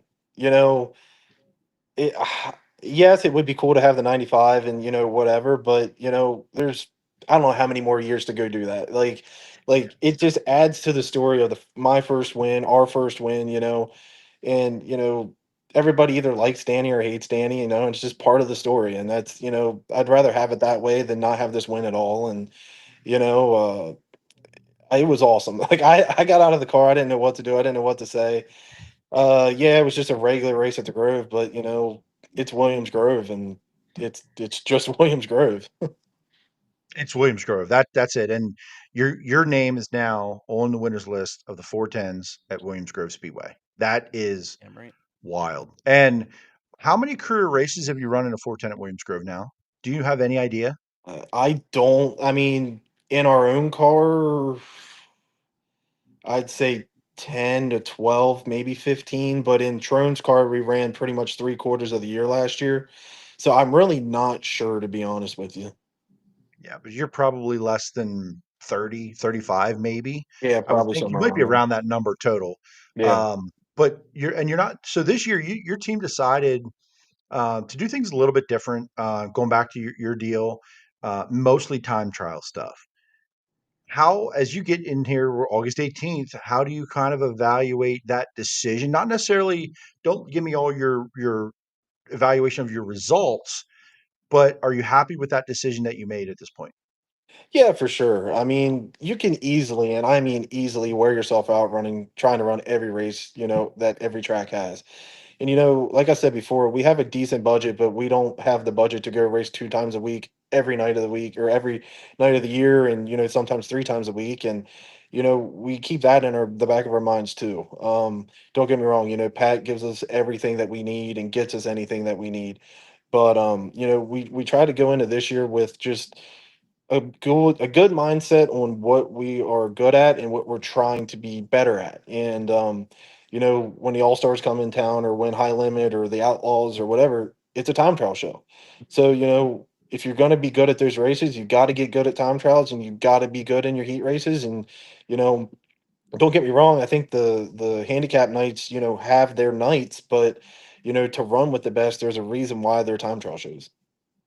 I want to go. I want to. Speaking, Speaking on that, yep. Santos asked this question before. Question I've been dying to ask. You've always been very good at a good time trial driver. What goes into putting down a fast lap? That's from Santos. I honestly have no idea. I wish I could tell you because in go-karts, I couldn't time trial to save my ass. But I don't know. I think I'm exceptionally good when the track still has grip in it for sure. And where we struggle is, when the track does get real slick. And I think I'm just able to get the most out of the car real early in those nights on those time trial laps, and the other week when we went out and out time Larson halfway through the group and went quick time at Lincoln, that was cool, and it's just, little things like that that mean a lot. But I don't know. I wish I could tell you, but I think I'm just pretty good at trying to hit the grip on the track and just, figuring it out. Go, JC. Yeah. So we got a lot of time trial shows coming up and a lot of big stuff coming. What does your plan look like the rest of the season? Are you going to get up to Port Royal for some of this stuff? Are you going to try to run all of the Tusky? Like, what does it look like for you coming up? So actually, we're not going to run any of the Tusky at all. We're actually going to the beach that weekend. Justin's going to the beach. We're just going to take that weekend off completely. We were actually supposed to go to Susky, or I mean, Port, um, this past Saturday, but my wife was home sick. We had the kids, and after having a great night Friday night, we just decided to call it a weekend. Port is one of those racetracks where I've only been up there 5 times, and we've made a couple shows, but we struggle, and we've only ever been up there for big shows. I think that's a track where I'm going to have to, we're going to have to sit down. We're going to go up there for a couple of weekly races, maybe next year or something, and just get our laps and get our time in there. Just because it is so much different compared to everything else that I've ever raced. Um, it's not a track that I want to shy away from. It's just a track that we have to get better at. And honestly, going up there and running, with the Tuscarora 50, like it's just not a smart move on our notebook. I can't blame you at all. But Tuscarora 50 or the beach? Come on, man. Like, come be a fan. Like, have some beers with us or something. We'll fan it out. We'll fanboy it out, dude. It's the Tusky. No, can't blame you for that at all. So I know we had you on here early on, but Matt Bird just asked a great question. Give us a little background on your number. Not the 48, by the way, the 95. 95 is just my birth year. When I started racing RC cars at 4 or 5 years old, that was my number then. Go karts, it was my number. Micro, the limited that we ran micros, that was my number. It was just always my number. It was just my birth year. And then when I first got into 358 stuff, that was my grandpa's stuff. He was always the 11D. We stuck with that number for a while. And then when that went away and I helped Jim and Steve Siegel in 2019, 2020 there, I really didn't have anything at that point. And they were nice enough, they built me a car. We found a motor. We did it, and I made it to 2 just as a thank you to Steve. That was Steve's number. And then when Pat jumped on board, and all our great sponsors, we went back to the 95. We never had a 95 sprint car. It just felt like the right thing to do, and that's just what we went with. So I was glad you brought up the two because if people weren't following your career until the 410s or more recently or got into it, they wouldn't have maybe even known it was a two, right? And that orange two, the font, that's kind of where I got to know you from. I mean, I remember the 11D, but that wasn't very long. That was Right. early, and I think you might have like blown up or wrecked or something. I saw you like 6 times. I don't even know if I knew who you were at that point. Then we met on iRacing, and that was like the 2 days because your iRacing car was a two. Mhm. But that's when I kind of met you there. So, do you still have that relationship with the Seagulls? Do you still get to talk to them a little bit? Kind of, what are your relationships up and down pit road look like? I'm the type of guy that just tries to be friends with everybody. Steve and Jim, they literally pretty much taught me everything that I know. Don't get me wrong, my grandpa, taught me a lot at the beginning, but Jim and Steve were the ones that really got me going. Yeah, the whole 11 thing, like I technically started racing in 2016 in 358s, but I between 2016 and 2021 I may have ran 15 races. Like it wasn't much, we did it, it was pretty much all out of my own pocket, and we raced when we can, and we blew up and we wrecked, and all that stuff. But um I try to be friends with everybody. I want to be that way. I want to be the light guy. Um, you know, if you don't like me, you don't like me. It's whatever. It doesn't really bother me. But I don't try to walk around one way or another. I just I'll talk to anybody. Jimmy, we got Ashley Capetta just asked, Kody, what do you notice the most difference with the 410 compared to the 358, other than the speed? Everything. That's the easy way to say it. It's the best way I can describe this is I talked to Cam Smith in the beginning of 2023, I think it was, and it was the year after he just got into 410s. And he looked at me at the drivers meeting at Lincoln. He goes, 358s were fun, 410s are just stupid. And he's not wrong. I had fun in 358s, but the mind games, the stress, the night in, night out, the wear and tear that you go through in the 410s is nothing like the 358s. I don't want to sound like I'm complaining or nothing because I'm not, but it's just a completely different animal that you just don't know until you do it. Do And you then, think? oh, good. Oh, go ahead. Santos just put this one in. Aiden Hare has a sponsor relating to the Hartlaups. Any relation to Kody?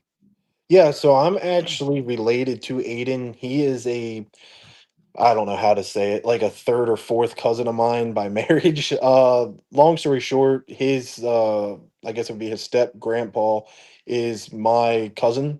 Jamie Hartlaub, Dave Hartlaub, and my dad, they all grew up together. They're all cousins. My grandpa has 17 brothers and sisters, so it's a very large related family. Wow, yeah. Go, JZ. That's a lot of people. So, Yeah. man, if we probably, I'm sure we asked you this before while you're on, but again, it's been a minute. When it's probably, did we have you on last year at all? I think it I was think early this is last my year. second or third one. I know you had me Yeah. on last year at one point. Yeah. Yeah. Did we? What's the race you want to win the most? Now that you've raced almost everywhere locally, Yeah. what is the race you want to win? National Open. It has to be National Open. And that's why I go back to just getting the first win at Williams Grove. It's just don't get me wrong, Lincoln's badass, Port's badass, but Williams Grove is just that historic track that everybody knows.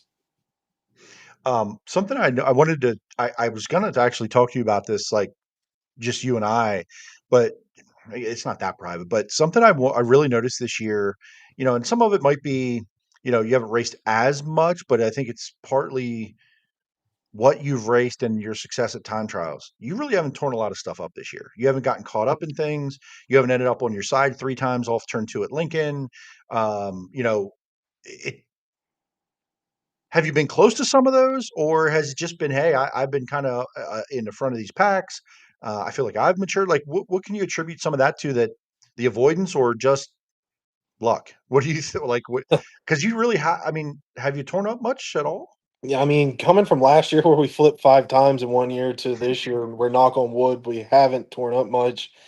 I think honestly, like I'd have to go back and look, but I think most of the nights I got tore up was on handicap nights, and that was kind of another reason why we decided to go the time trial route was because, I'm not calling anybody out or anything like that, but things happen in the back of the pack, and I think I'm a good enough driver, and I think we're a good enough team to where like we don't need to be in those situations, and sometimes you just can't help it, but it definitely comes down to luck. I can't say it doesn't. Definitely comes down to experience and you know trusting the people you're racing with, trusting the car and stuff like that.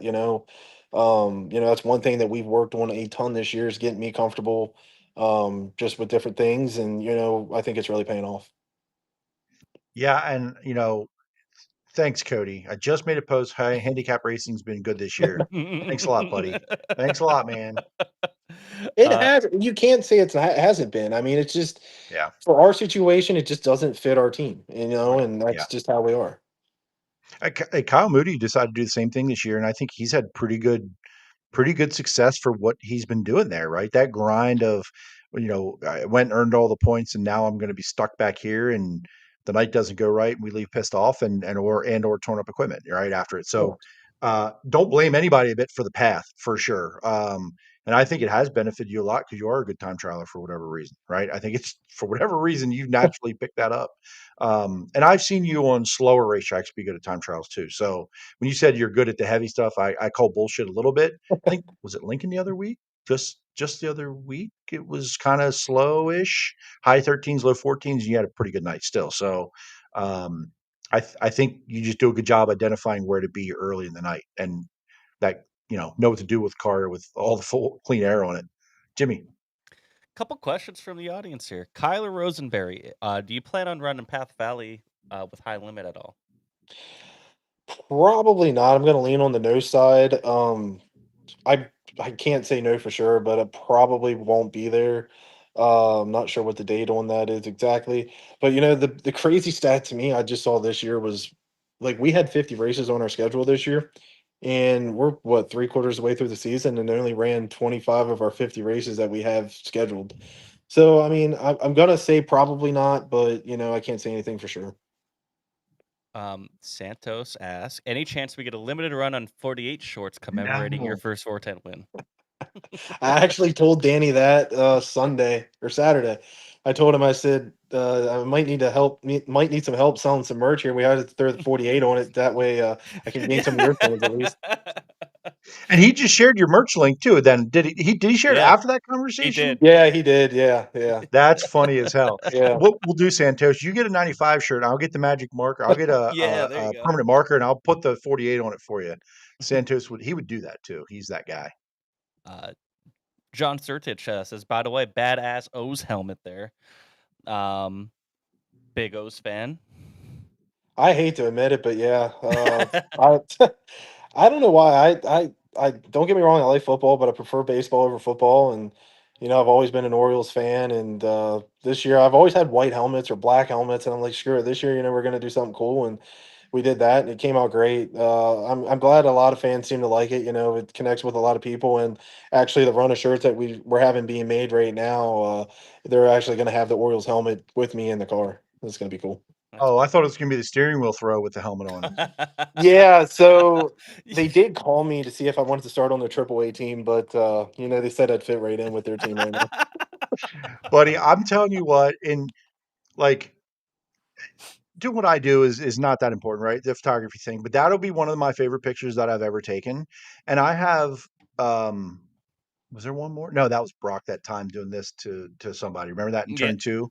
But Yeah. that picture of you, but the two pictures, the steering wheel throw in motion and then the bird to him with his car in the picture will be two of my favorite pictures of all time. You may not love that moment for yourself, but Yeah. for me to capture that was the coolest shit. One of the coolest things I've done so far.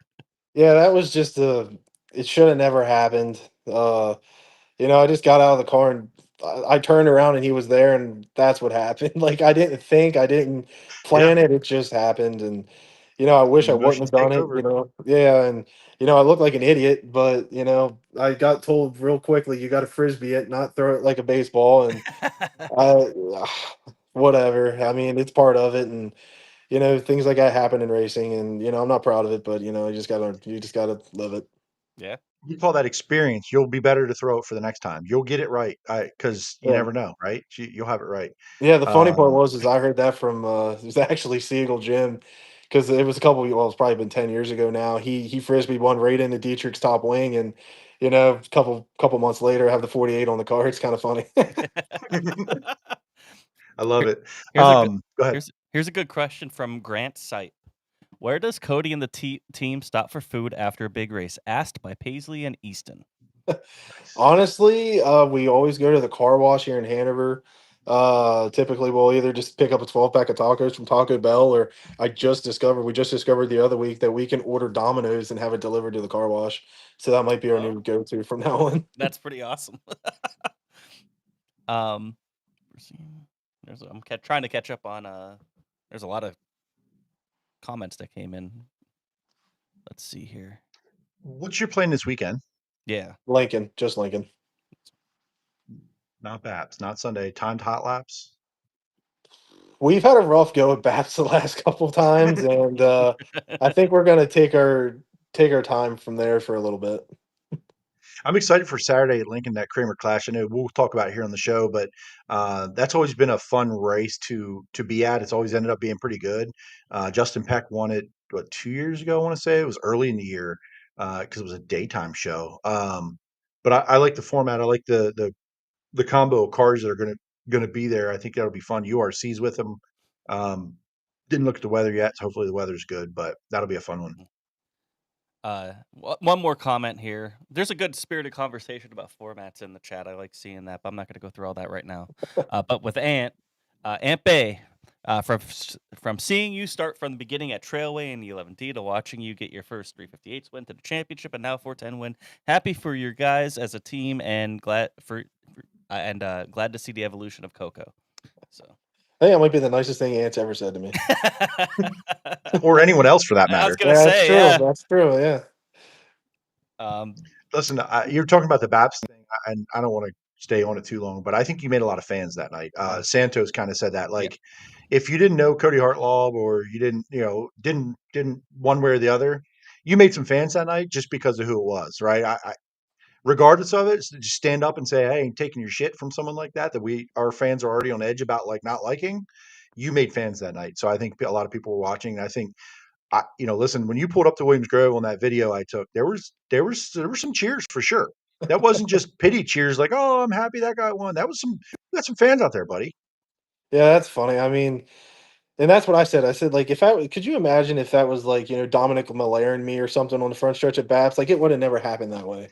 It was just, part of the moment at that time. And, it is what it is. And, the worst part is what, a week later he goes and wins 100K. And, then his team walks into my work that following week and buys parts.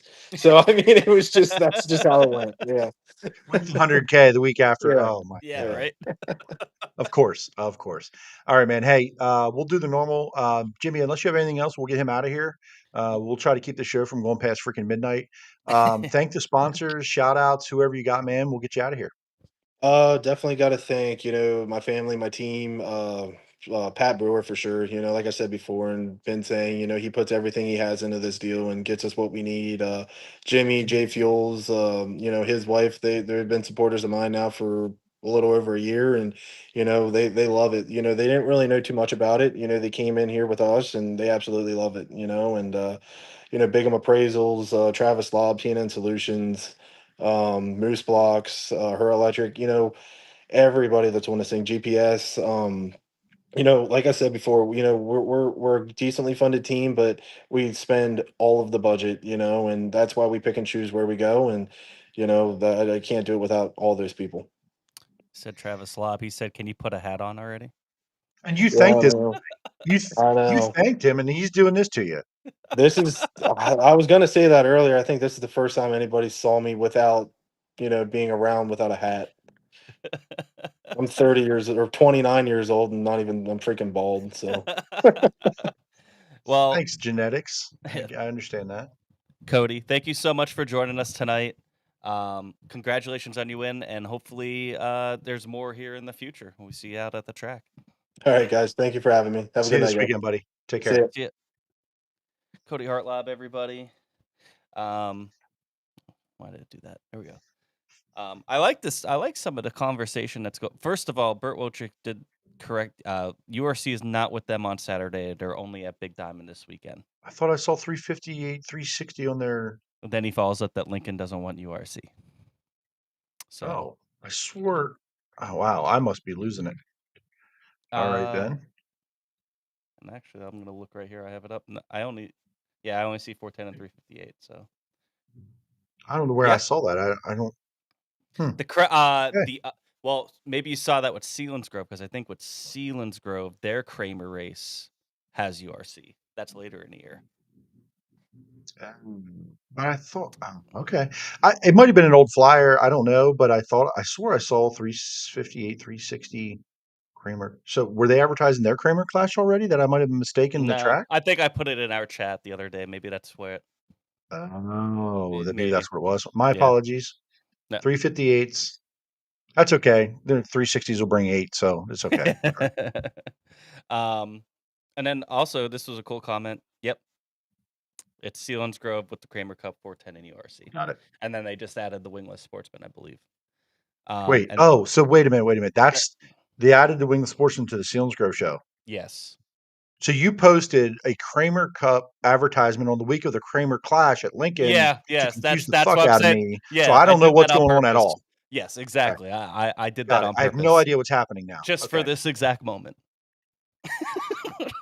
Damn you, Jimmy. And then Sabotage me. Son it of a was bitch. right before Kody got off. Kelly Staben says, I would hire him to drive, meaning Kody Hartlaub. I would hire him to drive our car when we are out of town. He is so humble. So that just kind of goes to show how well viewed Respected. Kody, respected Yeah. Kody is. So I And think I that's the agree. He's first one step of my many favorite become. guys. One of my favorite guys to talk to every week. He's always open to have a conversation. I try not to take up a lot of time. But you know, he's one of the good ones in the pits. There's a lot of them, but Cody's one of the good ones for sure. Absolutely. All right. Let's speed run through the results. As we already talked about, we're going to start with Williams Grove. Kody Hartlaub gets the win over TJ Stutz, Cameron Smith, Troy Wagaman Jr., Anthony Macri, Kyle Moody, Freddie Raymer, Brady Bacon, and Jordan Thomas and Preston Latimus. Your top 10. Your heat race winners were Lance DeWeese, Troy Wagaman, and Anthony Macri. And your hard charger, going from 18th to 8th, was Brady Bacon. So give us a little, we already talked a little bit about this race, but give us your view and kind of a quick breakdown of what you saw. You were there on Friday night. Yeah, you know, got a little bit into it with Kody there a little bit, but the track was fast. It was way too fast and narrow for the 410s. You know, when Anthony Macri starts sixth and gets to fifth, tells you a little bit of the story. Unfortunately, that's just the way this worked out. When you look at I always tell, we do this each week. I say, look at where these guys started that finished and where they finished. Mm-hmm. You had good cars up front. They stayed up front. It was not a lot of movement there. And unfortunately, I think the track it held a lot of moisture. We started late. I think they got too much water on the racetrack. Um, I'm not going to criticize because I don't know what happened. I don't know if that was planned, if it just a mistake, if it was, I don't have any damn clue, but I'm just saying that this track was fast all night. It was, it It was looked just, heavy. you I got what you mean, got here. It is, the cars looked like they were pretty caked with mud, even after feature. it was very heavy still. Yeah. Yeah. So, which we'll talk about 358 feature in a minute. Why it was so much better is because these guys kind of worked it in for them and made it outstanding. So, listen, we're happy with the outcome, certainly here, with Kody and being friends with Kody, but, not the best race at Williams Grove for the 410s this year, as far as passing and exciting. Not going to take that from Kody because he's not going to give any of that damn money back because he won that led every lap. So it is what it is. It does help, obviously, but you still got to go out and do your job even before, like, obviously get yourself in that position in the feature, but even in the feature you still got to go do your job. Like, you can't just be a slouch even if you start on the front row and still win. So you got to be a fast car. So well-deserved win for Kody. Pretty cool. The whole situation with him in the 48, I just thought it was mind-boggling to me because I was at Sealands Grove. I'm like, wait, I'm watching the 48 win here twice. Yeah. Like, and we'll talk about that here in a second, but it was pretty wild. Yeah, I think this will be a nugget that some people are most are going to forget. There's going to be a small percentage of people that are going to remember that Gary Kaufman won 3 races in one night. Yeah. 3 races in about a span At 2 of like a different half an tracks. hour at 2 different tracks. Yeah, yeah. 2 different parts of the state. Then we'll go to the 358s here, where Cameron Merriman got the win over Aiden Hare, Chase Gutshaw, Cody Fletcher, Adam Carberry, Dylan Norris, Derek Luck, Brangone, Jude Siegel, and Nash Ely, your top 10. It looked like your hard charger was Dylan Norris from 19th to 6th. You said this race was a lot better. Yeah, I mean, it widened out. We talked to Cam there, and looked like Gutshaw was running the bottom 1 and 2. He could rip the top. The top was pretty dominant for the 358s in this. But when's the last time you could say the whole field was running the top of 3 and 4 in the 358s? We don't get that often, and that's way more fun to watch than them running around the bottom all night in the 358. So the 358s had the best racetrack to race on, and they put on the best show by far. Aiden Hare, Cam Merriman, and Chase Gutschall were the show. Now, I will say this. Dylan Norris finished 6th from 19th because he had a mechanical failure in the heat. If he starts inside the top 10, he may have walked away with this one again. Yeah, I Like, mean, he's Dylan so good. He Norris knows what to do. in He that got up to the 358 this front year. there. Yeah, like he look, it's all slowed down for him. He makes speed. But I'm not taking anything away from any of these other guys. These guys put on a damn show. And if you were there or if you watched it, if you have Dirt Vision, haven't seen it, go back and watch this feature. Go back and watch this feature. I might go back and watch this feature on Dirt Vision so I can see all of it. Like I think I want to do that, even though I was in person and watched it. This was awesome. These three guys were getting after it. They were sliding each other. At one point, when Cam talked about it, the one slider he threw on Chase Gutschall that didn't clear or cleared, but then he lost all his momentum. The next lap, Aiden Hare threw a slider on him for second, and Merriman almost ended up third out of that. So, Dylan also flipped a couple. Yeah. He went. Santos says he went from back to front twice. Had to charge to 11th after Jesus. tipping on the side 10 laps into the race. And he had to Oh, make repairs. I guess I missed. Sometimes I can't see what the hell's going on Oh anymore. yeah, I I can't hear mean, anything, so yeah, I didn't even know that. Holy shit! Okay, that's wild. But yeah, no, this was the best race of the night, and it was great. The track was great for them. So, well, I'd like to see more of that for them. That's a rare occasion when they have the best surface of the night. So right. Yeah, usually it's the other way around. The 410s usually get the better yeah, surface, and then they get whatever's left over. So just kind of the way it goes. Sometimes you never know what's going to happen, and then I think sometimes that keeps. I think you know inconsistency with track prep or weather conditions or whatever. I think that makes things interesting because it keeps you on your toes. You learn different things. I'm sure as drivers and teams, and it's just how it goes sometimes. Any other closing thoughts from Williams Grove? no, it was late. That's what I'll say. It started late. It ended late. I was tired. It was a long night, but moving on. Oh, Williams Grove. Do we talk about the other thing here? Or do we want to do it at the end? We'll do that at the end. Okay. Yep. We're gonna go to Sealands Grove, which was also running on Friday night. That's where I was. Twin 20 features. This was good to see. They had 19 cars. Williams Grove got 24 cars. 27 305s at Sealands Grove. 27 358s at Williams Grove. A night where both can work in harmony. Great weather. Great crowd. There's a great crowd at Sealands Grove.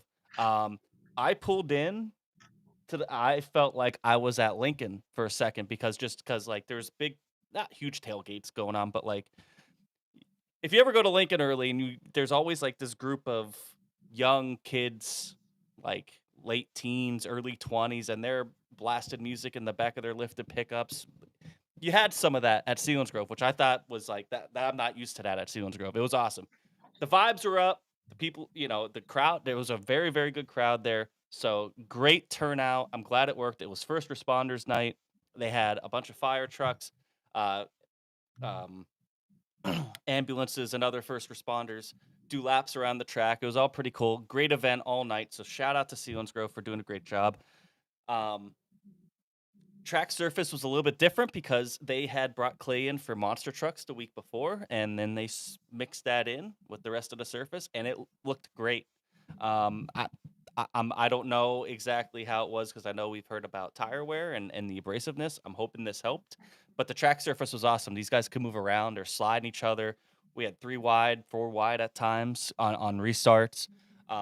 It was a pretty fun night. But Danny Dietrich, he in feature 1 wins from the pole over Jeff Halligan, Justin Whittle, Blaine Heimbach, Austin Bishop, Cody Lehman, Michael Walter, Mike Thompson, Kurt Strout, and Dalton Romba. And then after this 20-lap feature, Danny Dietrich had a couple different choices to make.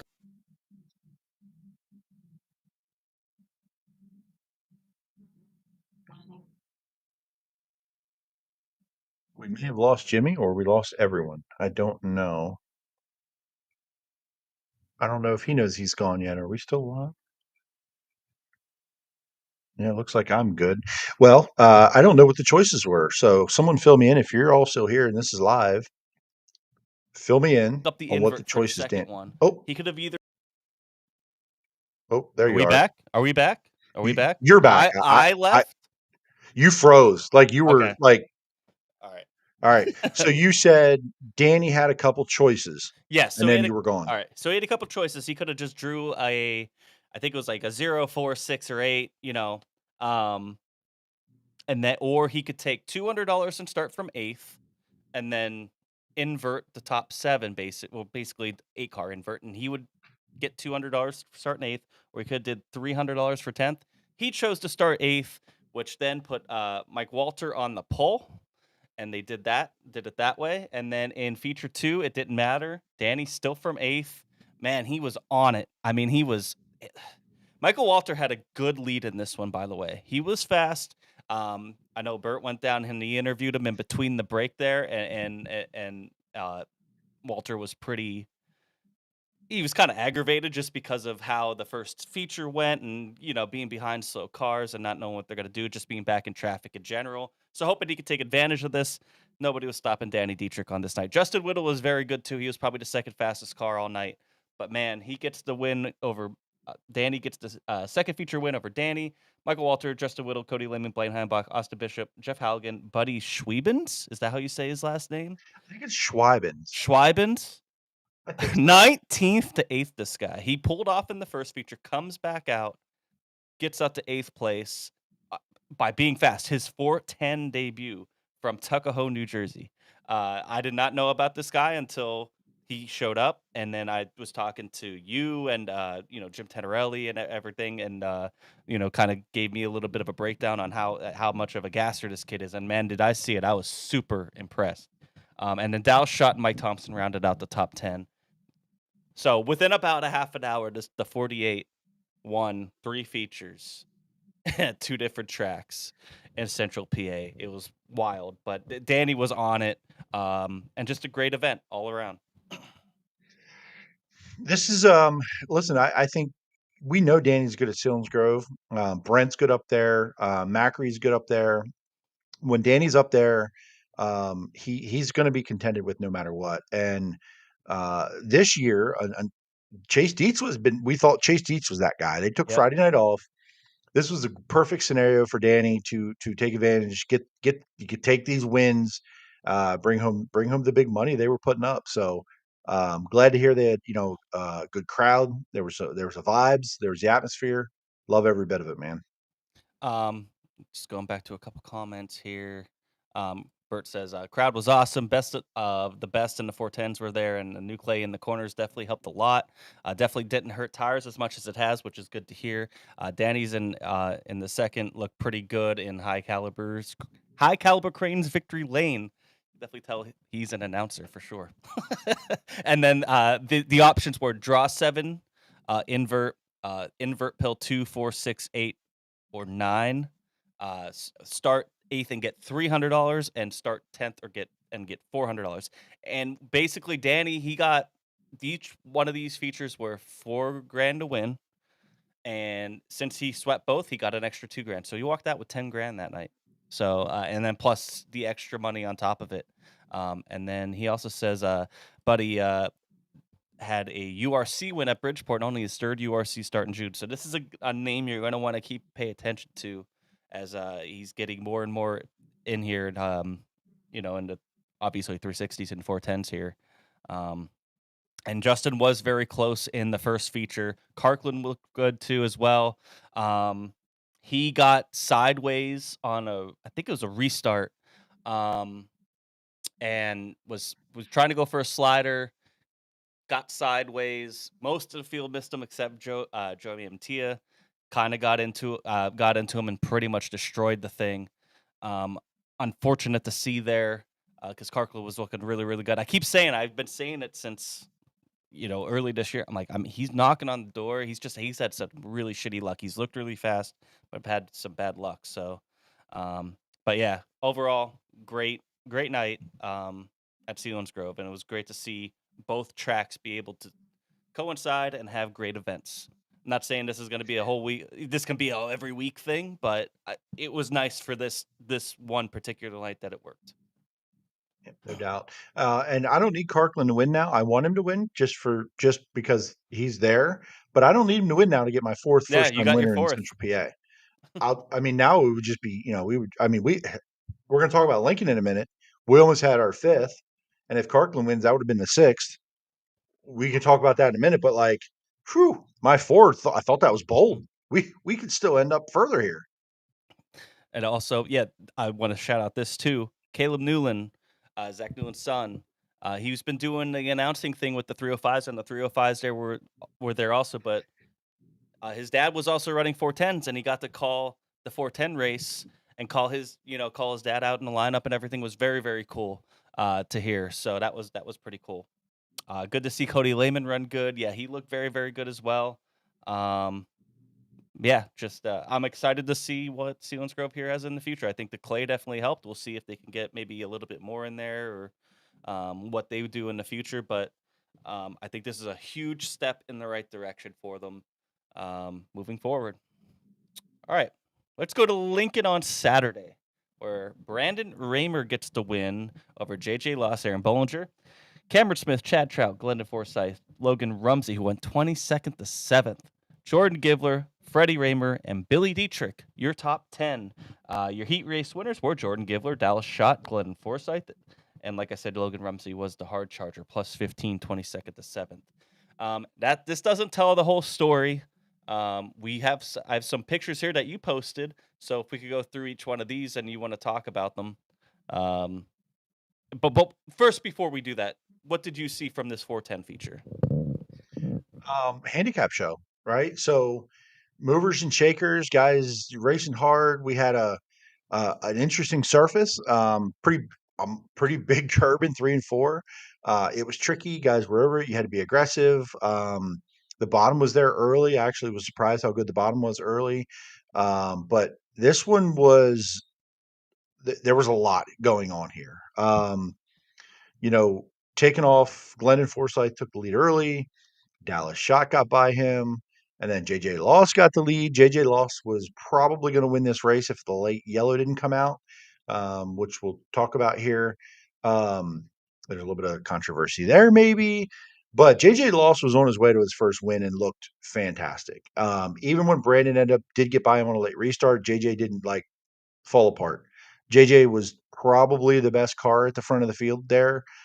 Brandon just out experienced him, I think, at the last restart. Not going to take it from Brandon for sure. 8th to 1st is no joke. But listen, you got to be call it lucky, call it what you want, but you got to be in place. You got to be in the right place to take advantage of some luck. Brandon Raymer was 4th on a restart and got to go to 2nd on that restart because Troy Wagaman and Dallas Schott, battling for 2nd place, got together. They're both out. Brandon restarts 2nd, passes JJ on a restart, 3 to go, takes the win. JJ Loss, Aaron Bollinger almost threw his hat in the ring to get this thing. Cam Smith, again. Cam Smith, I'm telling you, we've seen Cam Smith going around. We've seen him get hot. You go back and look at some of Cam Smith's recent performances, he's on it right now. Yeah. He puts himself in the right spot and starts a feature near the front. He may not give it away. And it's coming. He's there again. He's been passing a lot of race cars lately. Before the show, I watched the Dirt. I went on Dirt Vision and tried to catch up because I didn't get to see anything from Friday night at Williams Grove. And man, at the end there, Cam was just sliding the hell out of people to get to where I can't remember. I think he finished 2nd. He finished 3rd, I think. But yeah, he stuck out to me, and then him going plus 12 here, 16th to 4th. Obviously, I mean, he's continuing that trend. Yeah, and I'll say this: the heat races were just as good as this feature, which is pretty rare. We talked about that a lot on here. You're going to get good racing in the heats and or the feature, not and or. You're going to get good racing in the heats, and then you might sacrifice the feature for it. We had both. Fred Putney, yet again, is a magician. This track had some character. They were able to run the top in 1 and 2. The heats, man, these guys were being aggressive. The one that really stands out to me, there was a battle in one of the heat races in the back of the heat race with Buddy Schweibens, Freddie Raymer, and Tyler Ross. Tyler Ross ended up spinning. off of Freddie.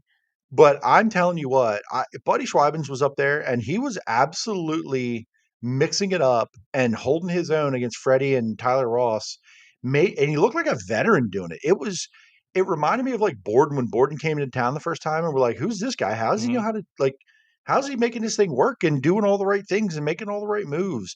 This very much reminded me of that in that heat race, like just all the right lines, holding his own, passing people back, not just giving it up. Like, shout out Buddy Schweibens at Lincoln Speedway, first time in a 410. Like, I, wow. I was like, oh, okay, all right. He didn't look like a fish out of water. I've certainly seen worse performances for the first time in a 410 at Lincoln. I mean, he wasn't afraid of it. So that was fun. The heat races were entertaining. Jordan Givler, 5th to 8th here, top 10. He's now had a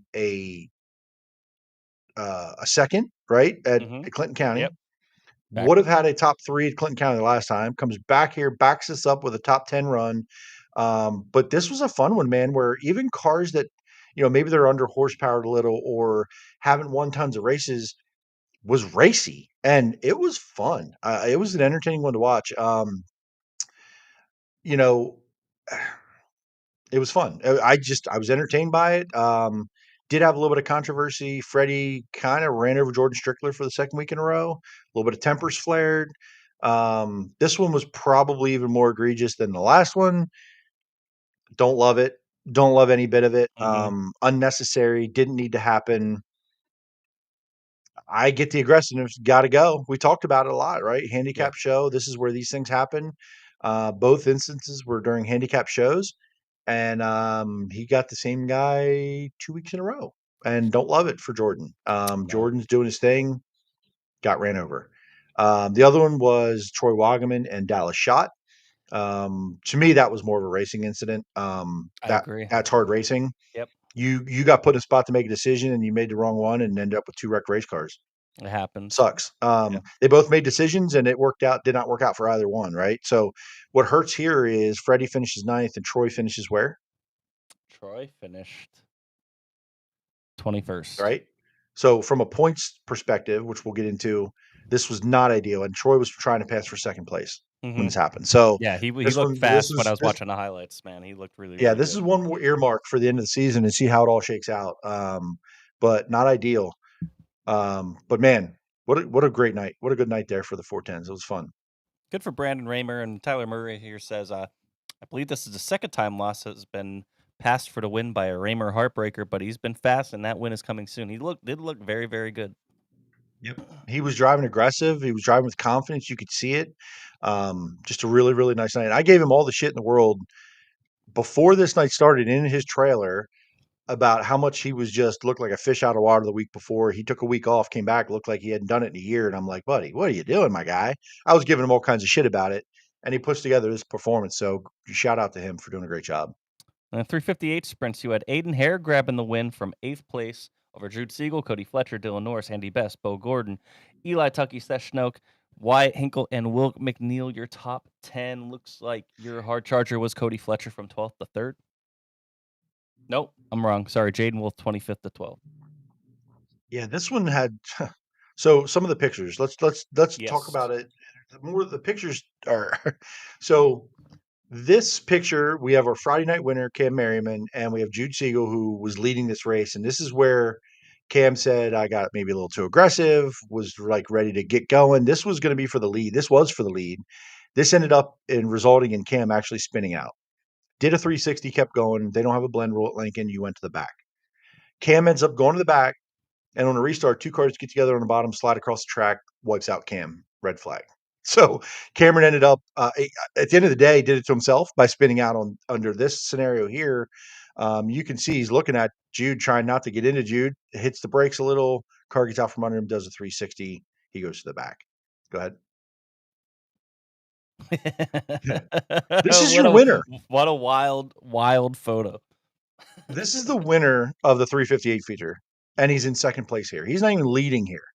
He's chasing down Jude and got up over the cushion. I talked about that cushion being tricky. And this is why I stayed in 3 and 4 for the features, excuse me. Simply because I could see this and I was like, this is tricky. This is going to be fast, but this is going to be tricky. And this is exactly what it was. Aiden was on the bike, and here's the funny part about this. And now I know the story, but as this is happening, I'm shooting this. The red lights flash on.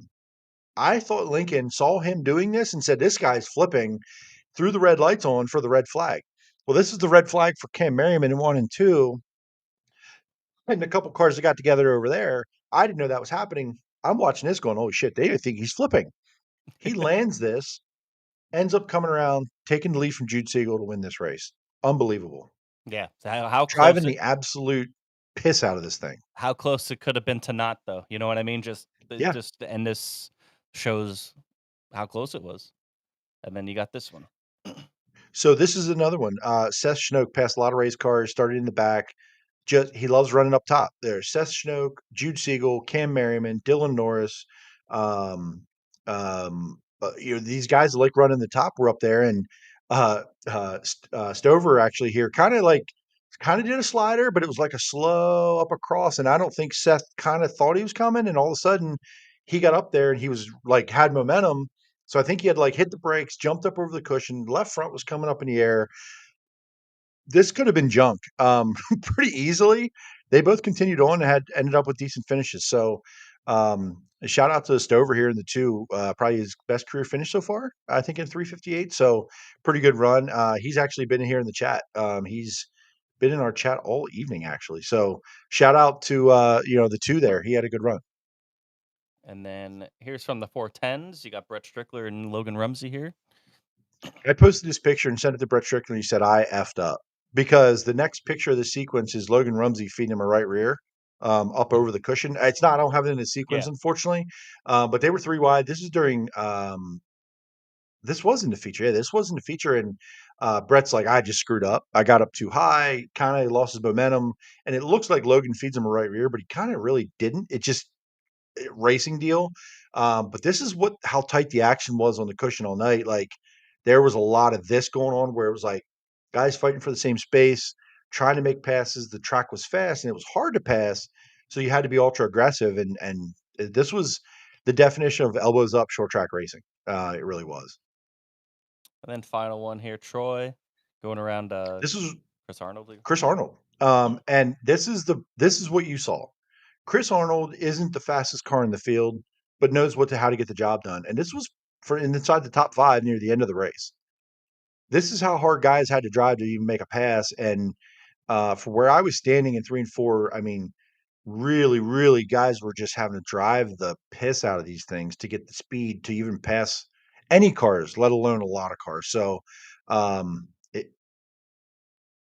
told people after this race, and I will continue to say it, I'm not playing favorites here. I like Port Royal. I like Williams Grove. I like Lincoln. I like going to Baps. All of these tracks have very positive things going on. But Lincoln Speedway has put on good race after good race after good race all year long. And the fact that people aren't going and aren't witnessing and watching this are missing out. If you like short track racing, this is what we have in Central PA. We have half miles and we have Lincoln.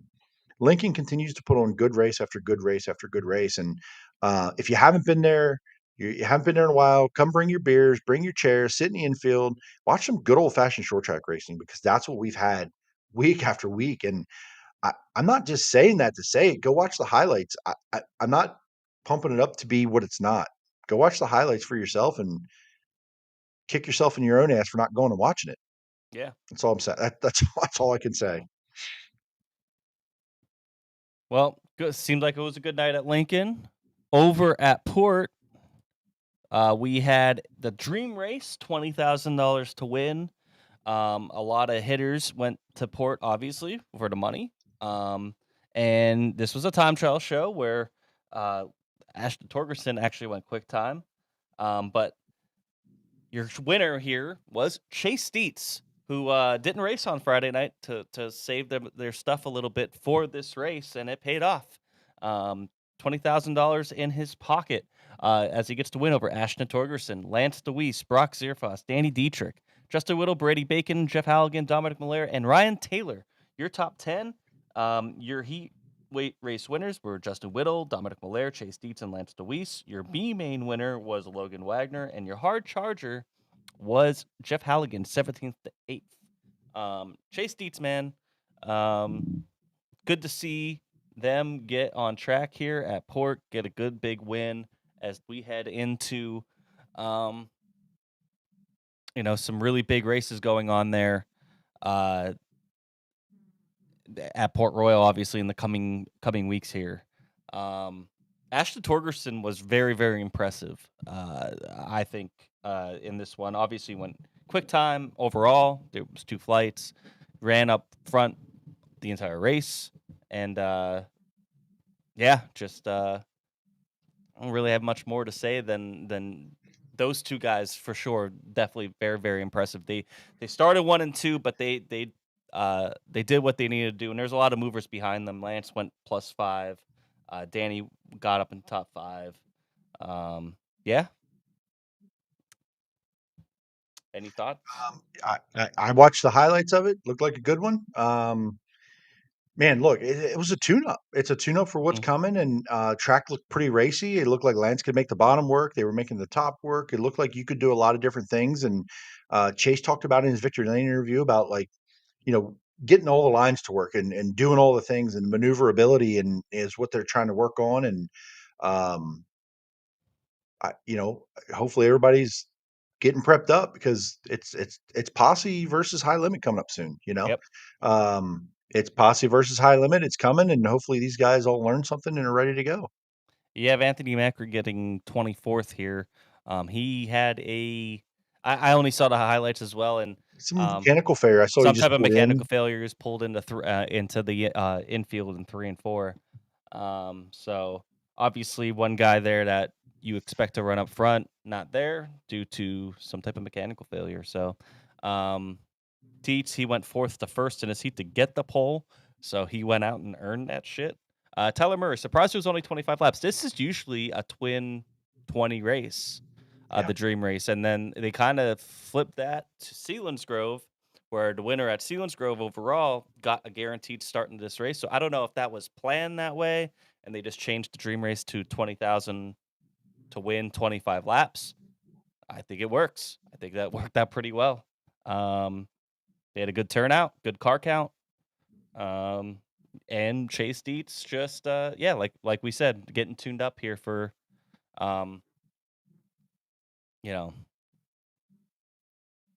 just listen, Santos.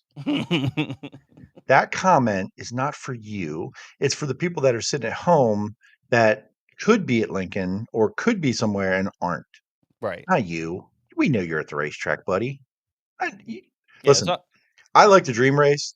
I hate that I didn't get to go see the Dream Race and be up there. Just the way things worked and some of the obligations that I have. And it was the Skelly Memorial. Like, that's a tough choice. The Barry Skelly, I'm a photographer. But listen, that's not for you. You know better. You know better. It's to me because I find some way every year to miss the Dream Race. I always have something else going on every year. I talk about it. The timing of it. The timing of it for some reason. This year I was committed to Beer Olympics, which did pretty well.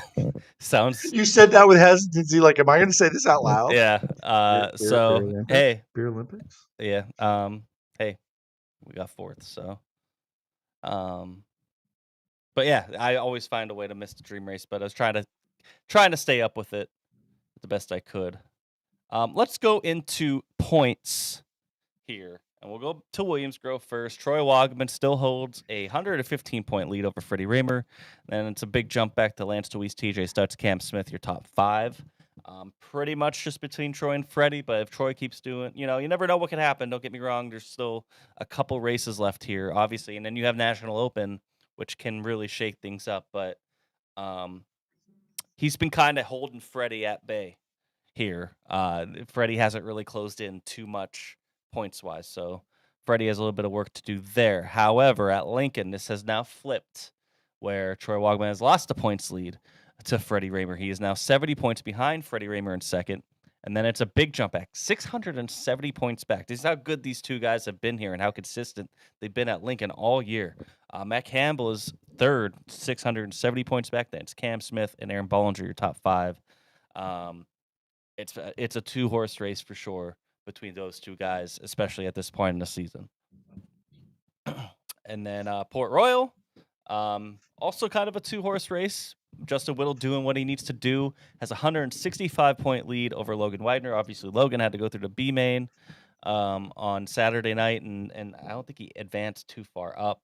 But 165 points back at Justin Whittle, and then 395 points back, and third is Brock Zerfoster and Jeff Halligan and Lance DeWeese, your top five. So closing in there, there's only, because they're off this weekend, you have 4 more races because they don't count Tusky 50. 3 more races. 4 more races because of Labor Day. So they have 4 more races here to get some points and close that one out. Then, as we take a look to this upcoming week, Jacka Memorial at Williams Grove. 410 sprint cars plus both the Super Sportsman and the Wingless Super Sportsman. Should be pretty great time. $8,000 to win for the 410 sprint cars. EMMR will also have a display on the infield. And then twin 20s between the Wing Sportsman and the Wingless Sportsman. I believe they're doing timed hot laps and then just features, which I'm a big fan of. I think that works out pretty well. And I think you'll see a good turnout for all 3 divisions. And $25 to get in, or catch it on Dirt Vision. Then Lincoln, Kramer Clash, 7,300 to win on Saturday night. 410 sprint cars with support from the 358 sprint cars on Saturday night there for $7,300 to win Kramer Clash. Friday and Saturday, Port Royal, no sprint cars, but they do have the Lucas Oil Late Model Series there. Rumble by the River, $10,000 to win on Friday, and then $50,000 to win on Saturday. That place will be probably pretty packed, I think. This usually gets quite a good crowd and a good car count as well. Went to my first Lucas Oil race earlier this year at Port. I had a good time. Thinking about maybe going Saturday. We'll see. See what else I have going on because I got to get ready for Tusky. But that's what's going on at Port. No 410 racing there this weekend. Then BAPS on Sunday. We have a Sunday BAPS show with 410s and 305s. Great card. Racing starts at 7. 410 race at BAPS. That's all that needs to be said. Get hyped. That'll be on sprintcarunlimited.com. And 305s. Let's get our shit together this time. Okay. let's get it together. We're not going to wreck off turn 4 in the first 50 feet of our heat races. We're going to put on a show this week. 305s. Yeah. This is your hype. This is your hype moment. Let's get it together. Now I'm looking forward to this. It's been a few weeks since we've been at BAPS, so excited to get back. Yeah, it has been. It feels like it's been a while since we had a 410 race at BAPS. When early in the year, the Outlaw show in July. Yeah. Early in the year, felt like every other week there was one there. Yeah, they got a few as we kind of close out the season. They get a lot of them in early part. Once the Knoxville and Eldora and all these kind of summer big things start, they do their scheduling pretty well to make sure they get these cars and try to get the car counts. And listen, the 410 car counts, they're not lacking for car counts at BAPS Motor Speedway on these Sunday races, and it has been a minute. You're expecting 35 plus cars on Sunday. I was gonna say I would not be surprised if there were 90 cars total in the pit area on Saturday on Sunday. Yeah, between the 305s and the 410s, there could be 40 of each, 45 of maybe it could close in the we see what the 305s get at Port. Now the only reason I would say maybe not would be because it's a Sunday, but we'll see. I mean, BAPS has really gotten the car count. It's gotten fans out as well. They've been doing really, really well with their Sunday shows. It's been working out for them. So definitely get there. And they put on great shows every time. You never see a bad race there. I'm telling you. So yeah, agreed.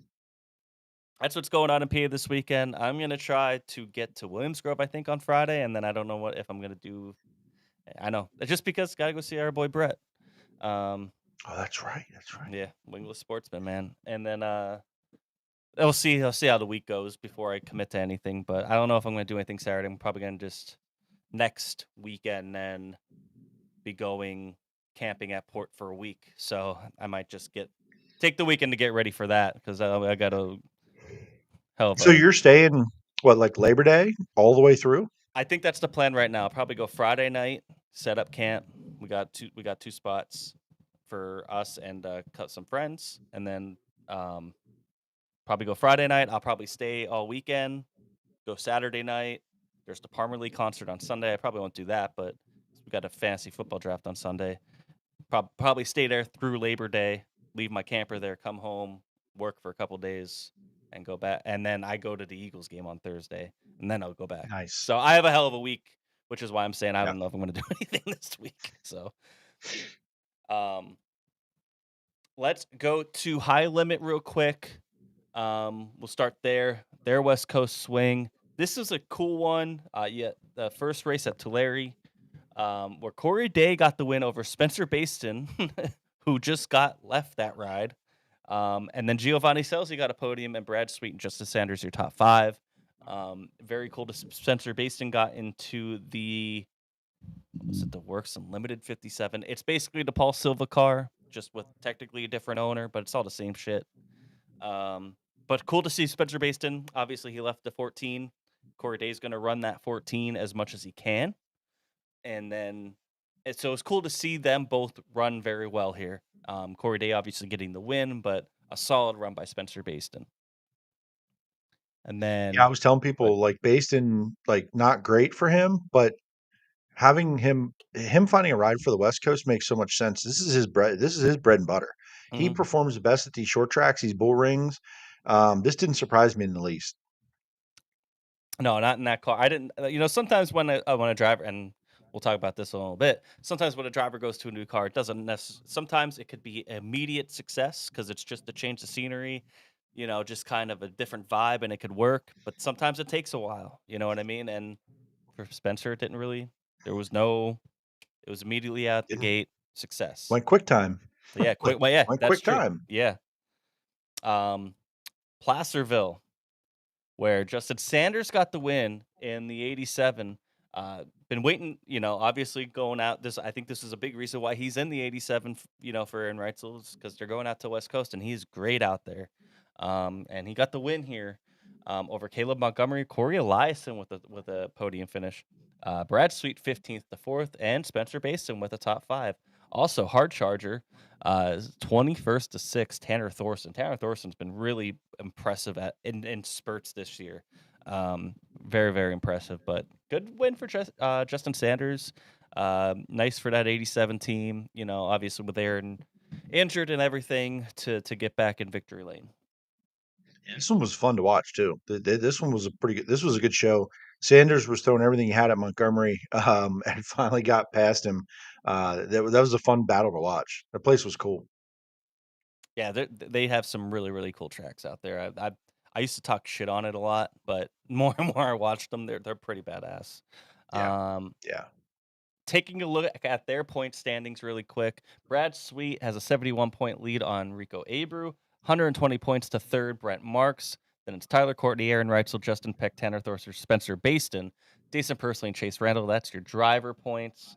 Owner points, you still have it's the Casey Kane 49. The 87 still in second, only 15 points back. This is the one that we need to watch because remember, before the injuries, this points battle was so tight. But 15 points behind is the 87, 33 points behind is the 7BC, and then 71 points back to Rico. 5th is Brent Marks, 120 points back. So, and then coming up for them, they have the Gold Cup coming up this week. So Thursday, Friday, Saturday. Split qualifying nights, sort of like how Knoxville and like any other big race will. They have 2 qualifying nights, Thursday and Friday. They split the field, and then they have a point system that'll line up Saturday for the Gold Cup, which I think is 100 and some thousand to win. Does it have it here? Sometimes it has. Let's see what it says. $171 to win. So, big Man, payday out look there. at that. Look at that schedule. Go back to that. It's Thursday, Friday, Saturday, Monday, Thursday, Friday, Saturday. Yeah. And Whew. and then, by the way, finish up at Skagit. Hurry up, get to Port Royal from Washington State to Port Royal by Thursday. Just insane. Yeah, they got a grueling schedule coming up. Definitely pack those races in tight. World of Outlaws. Now, before we get into this, after this happened on Tuesday, after our last show, Donnie Schatz was removed from the Tony Stewart Racing number 14. Came as sort of a shock to 15. us. I'm sorry, yeah, the 15. I'm sorry. It's honest, fair mistake. All good.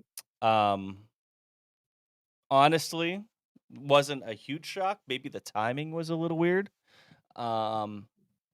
We knew something was going to come to a breaking point. You was either wait to the end of the season and just kind of ride it out, or make a change at some point. I did not see it. I don't think anybody really saw it lasting past this year, just the way it's been going. Donnie seems miserable. But it was a move made by Tony Stewart and team, not the other way around where Donnie left. So I thought that was kind of interesting. I thought maybe it would be like a mutual parting of ways, but it wasn't. Donnie did end up in as a teammate to David Gravel in the Big Game Motorsports, where they gave him a car where he ended up wrecking on this night at Ogilvy Raceway in Minnesota. Then he ends up in the, what was the other car? The Lunstra. The Lustra car on Saturday night then. Kerry Matson is now in that 15. So we'll see how that progresses here in the future. Kind of an uneasy future for Donnie Schatz here. Something that kind of came out of nowhere, but if you've been kind of tapped in and we kind of dropped some hints that we were kind of hearing some stuff, it wasn't the biggest surprise. Yeah, and we're not really tapped in a sense. We just get, people say You hear things or rumors. reach out to us You and hear whatever. rumors. And before Knoxville, we heard this was going to happen after Knoxville. So if that was a rumor where there's smoke, there's fire sometimes. And now we can all look back on it. Hindsight's 2020 and go, well, this wasn't that private then. Yeah. If everybody knew before Knoxville, not everybody, but if a lot of people knew before Knoxville that post Knoxville, Donnie Schatz is out of that car. Okay. It was coming. A lot of people, Jimmy, you're right, question the timing. It's easy to sit back now and go, well, the timing makes sense because of this, this, and this. But that's what game I'm playing. And what I've come to the conclusion, Knoxville is the sprint car trade deadline now. It has become the new free agency period. I like that. Without it being a free agency period. So think about it this way, and you hear about silly season starting in NASCAR about this time of the year. Usually about the time the regular season ends, you start hearing things come out. Season's still happening. Yeah, people aren't necessarily out of rides, but they're already doing what? Making plans for 2026. Right. If your season's Parts are already being over ordered. at this point, Sponsors are being called. Things are happening. In this sense, this Knoxville week has started to become that era. It's silly season starting, and owners are saying, I need to prepare for 2026, and I want to get my driver locked in. I want to get my sponsors called. I want to get my parts ordered. I want to get the parts ordered that my driver and new crew may want. You don't want to do that in December. You don't want to do it after World Finals in November. You're behind. Right. You may not have a driver to hire. If you don't like the one you have, there may not be any free agents left. So this reminds me, actually, what it reminds me of, they call it Black Monday in the NFL. As soon as the regular season's over, you're firing the coaches. And why do they do it right away? They do it immediately, so they can get the drop on the best available talent that's out there to fill those spots. That's what this reminds me of. And so all the stuff coming into Knoxville and out of Knoxville, all these drivers and owners changing, all tells me this is going to be your new time period where if a team gets to Knoxville and says, we're done, we're fed up, whether it's a driver, Gio, Eldora, Knoxville. It's an owner like Tony Stewart. It's a whoever. This might be our new norm about the time of the year that things start to happen. That makes all the sense in the world to me for car owners because we've heard that over and over again. Think about how long it is to get motors right now. Mm-hmm. Yeah, Still, that's what I mean. You still right? got you So gotta you're give starting yourself to a few prepare months for here. 2026. Yeah, on the backside, you're preparing for 2026 right now. Yep. And if you go Unless you're all the still way through competing for November, something here, if you're sure, competing for like a absolutely. title or something like that, you're probably locked in on that. But at the same time, if you're competing for a title, you have what you have for next year already. You're not changing. You're correct. You're starting to think about it. And then think about this. What about your sponsors, right? So if you have a sponsor going through it and they're with, XYZ driver and they love that relationship and the owner calls and says in November, hey, here's what we got going on. Season's over, but we're going to have a different driver. And the sponsor's like, ooh, maybe not. Maybe no, I don't love that. Now you lost your driver and your sponsor. There's a lot of things tied into this, and getting a jump in August and making those calls and doing these things might be like, hey, stick with us. Performance is going to get better. Here's the plan. Here's where we're going. Come back next year. Let's pay the bills for me. Here's our plan. And the positive of doing that a little bit too is what if you do start setting up for 2026, you have a bunch of races where you can figure some things out and be like, we like this, we don't like that, and then you're going into 2026 ready to go. You know what I mean? Theoretically.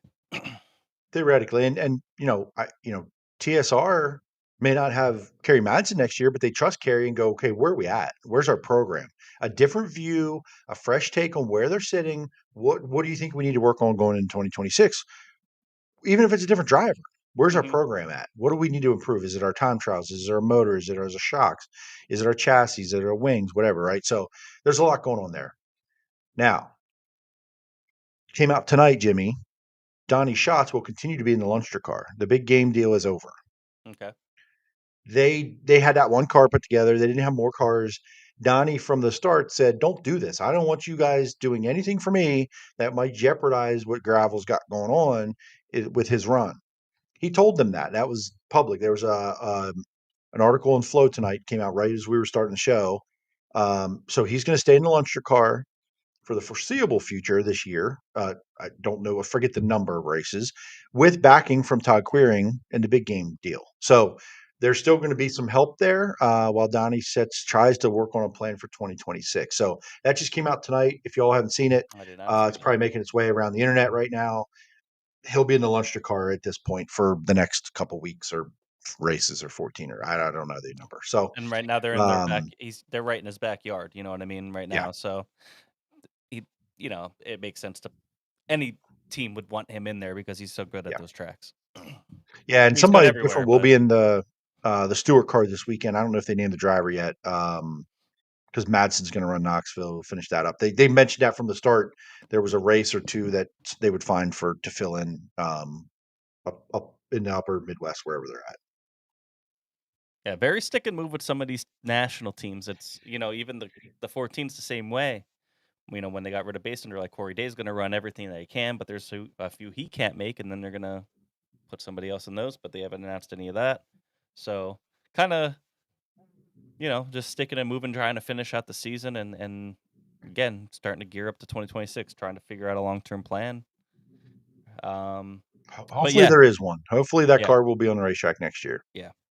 But yeah, very sort of shocking news with the Donnie Schatz thing. And we'll see what the future holds for him. Obviously, he's going to try to finish out this year.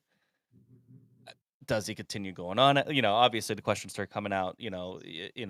He's very involved with was his nieces that run. Mm-hmm. He owns their team, his stuff. So he's very hands-on with that and in tune with that. And then does he want to retire? Does he want to go part-time? Does he want who knows? I'm sure he's going through a lot of that himself. So time will tell. Well, hopefully we see some success for him though, because I do think he still has some left, for sure. Anyway, Ogilvy Friday night, Carson Macedo, great weekend for Carson Macedo. Gets the win over Buddy Kofoid, David Gravel, Bill Balog, Sean Hanshield, Logan Short, Skylar G, Cole Macedo, Hunter Schoenberg and then Kerry Matson in the Tony Stewart 15 finishes 10th. Carson Macedo leads 19 laps here. Bill Baylog started on the pole, led the first 11 until he gave it up to Carson Macedo. And then on Saturday night, back-to-back nights, Carson Macedo also wins here at Jackson Motorplex over Logan Schuhart, Bill Baylog, Buddy Kofoid, David Gravel, Sean Hansfield, Emerson Axum, Cole Macedo, Garrett Williamson, and Donnie Schatz getting a top 10 at Jackson. Very cool. But good weekend for Carson Macedo. Led all 30 at Jackson. Not really a shock there because Jackson just hasn't raced very well. But sucks. Yeah. I'll say it. Just doesn't seem like it races very well at all, which I don't feel like was always the case. I felt like a couple years ago it raced well when they first started putting money into it and they had the big Jackson Nationals and everything. It felt like it wasn't as bad then, but I don't know. But good weekend for Carson Macedo. As the series rolls on here, David Gravel still has a very commanding lead in the points, 168 points over Buddy Kofoid and 220 points over Carson Macedo. And Logan Short and Sheldon Hansfield rounding out the top 5, but Donnie Schatz is there in 6th. Bill Baylog, Garrett Williamson, Chris Windham, and Cole Macedo rounding out the top 10. But yeah, that brings Carson Macedo up to 9 wins this year. Kind of sneaky because he felt like he's been a lot of peaks and valleys, but he's been actually pretty good. So only 2 wins behind David Gravel, 1 more than Buddy Kofoid. Obviously, a weekend sweep will help that. We'll see how he ends off the season here, but he could have a little late season charge here.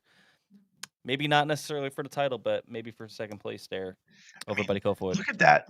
David Gravel, 7 races outside the top 5. That's unbelievable. And then so good, man.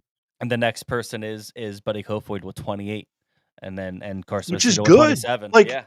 Like that's a good season. It's very good. It's crazy. Even Crazy, Sean man. Hansfield, he has 20. I mean, he's having a sneaky, consistent season. So, yeah. But yeah, David Gravel's just been out of 49 starts, he has 48 top 10s against the best competition that you can get. It's insane. Definitely earning every point out there. As we move on here with them, they have a Tuesday show tomorrow night at Mississippi Thunder Speedway up in Fountain City, Wisconsin. I got confused when I first read it. I'm like, Mississippi, Wisconsin. And then I got Why'd they do this? Are you sure that's right? Yeah, I don't know why it's a Tuesday. This is a staple track for the late model series. So this is the first time that they're going there with the sprint cars. Is it on the Mississippi River? Yes. Is that why it's called That's this? why, yes. That's why I got that crash course. It's like, whoa, don't you know, idiot, that the Mississippi River starts up in Wisconsin? I'm like, well, I mean, if you name a track Mississippi something Thunder up in Wisconsin, Showdown. you're so exactly. So Jesus. It's very confusing, but it is up in Wisconsin.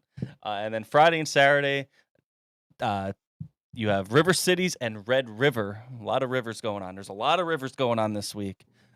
You got Red Rivers on Friday, and then River City on Friday, Red River Valley Speedway on Saturday.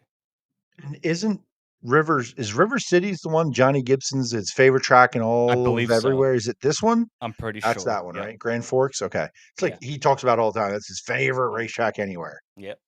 Okay.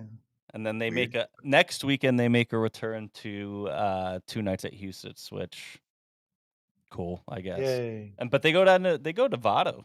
I didn't know that they went to go down to New Mexico then after that, and they have their West Coast swing. But 3 nights this week, including tomorrow. Hopefully they get it in. And Mississippi, Wisconsin, whatever race.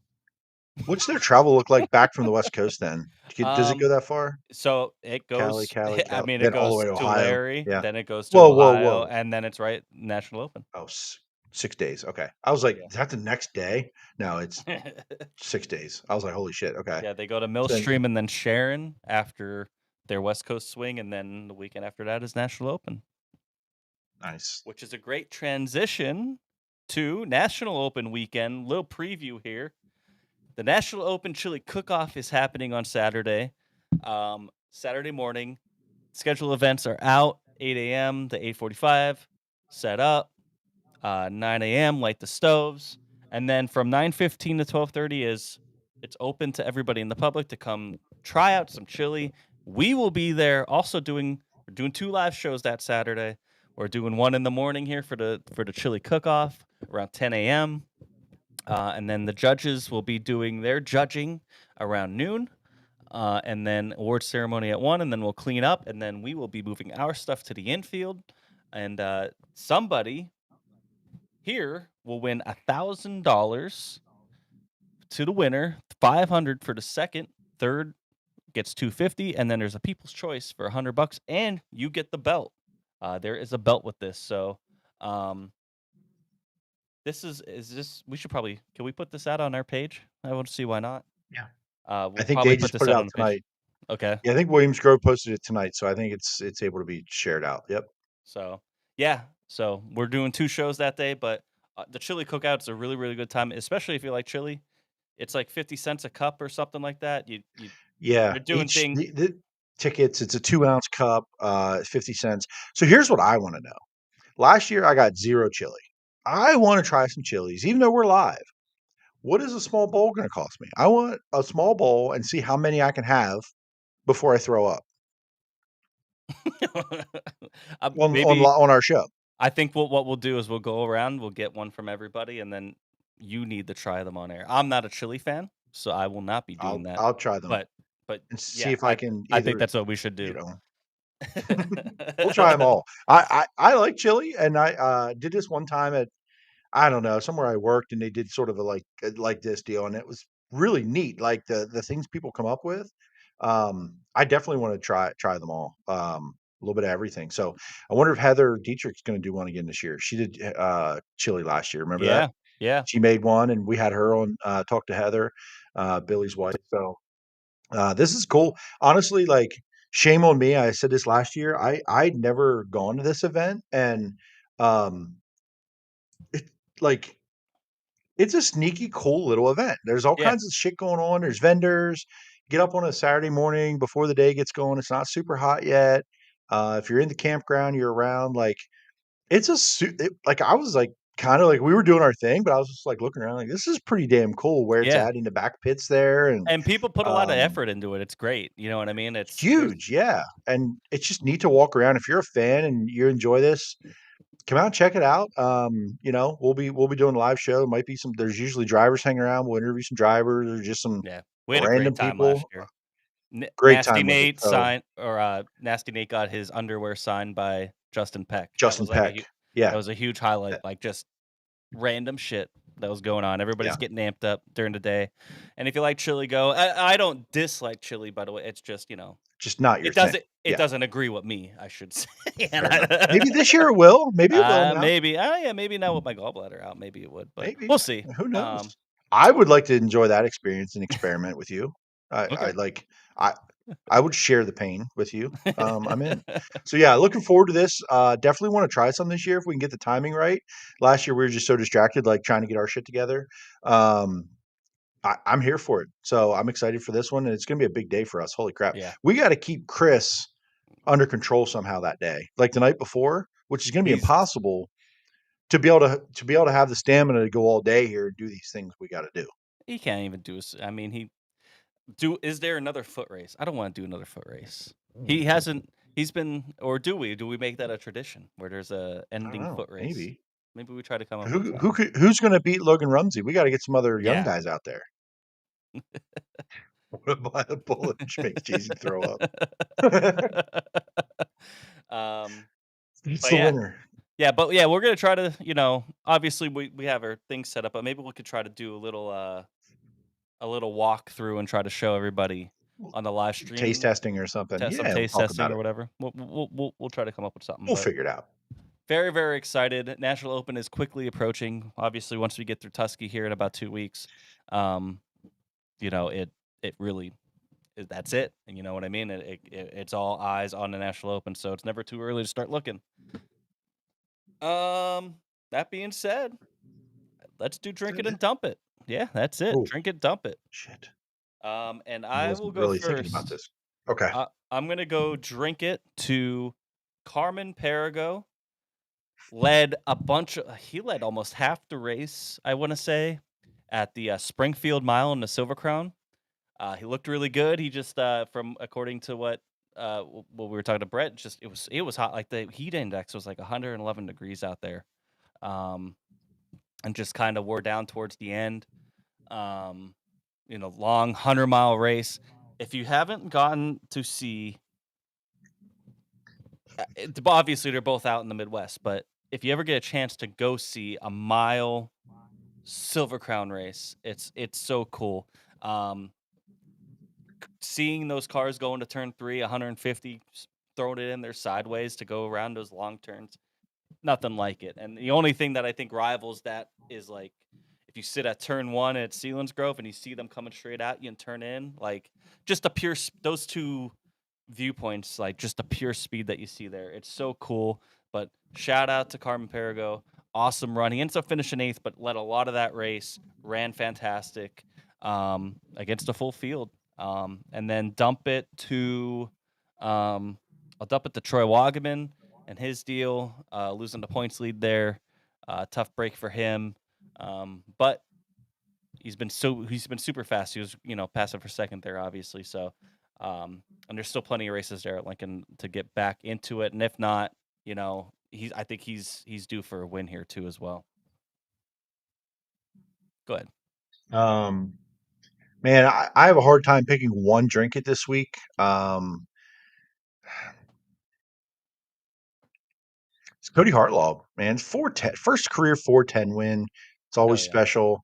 It's easy to have I got a lot of these drinkets are the runner ups or the honorable mentions is obviously Aiden Hare and Cam Merriman. For just the effort, the races they put together. My dump it is Jordan Strickler. Tore up a race car that didn't need to be freaking torn up, unnecessary. Sucks. Just sucks. Yeah. I know Dad was super frustrated leaving the track. Don't blame him a bit. Just not the way they wanted the night to go. Put all that effort in, and just not worked out for them. So sucks for him. Hopefully it wasn't too bad. I don't know how bad the damage was. Hopefully they're able to get back out there and be back on track soon.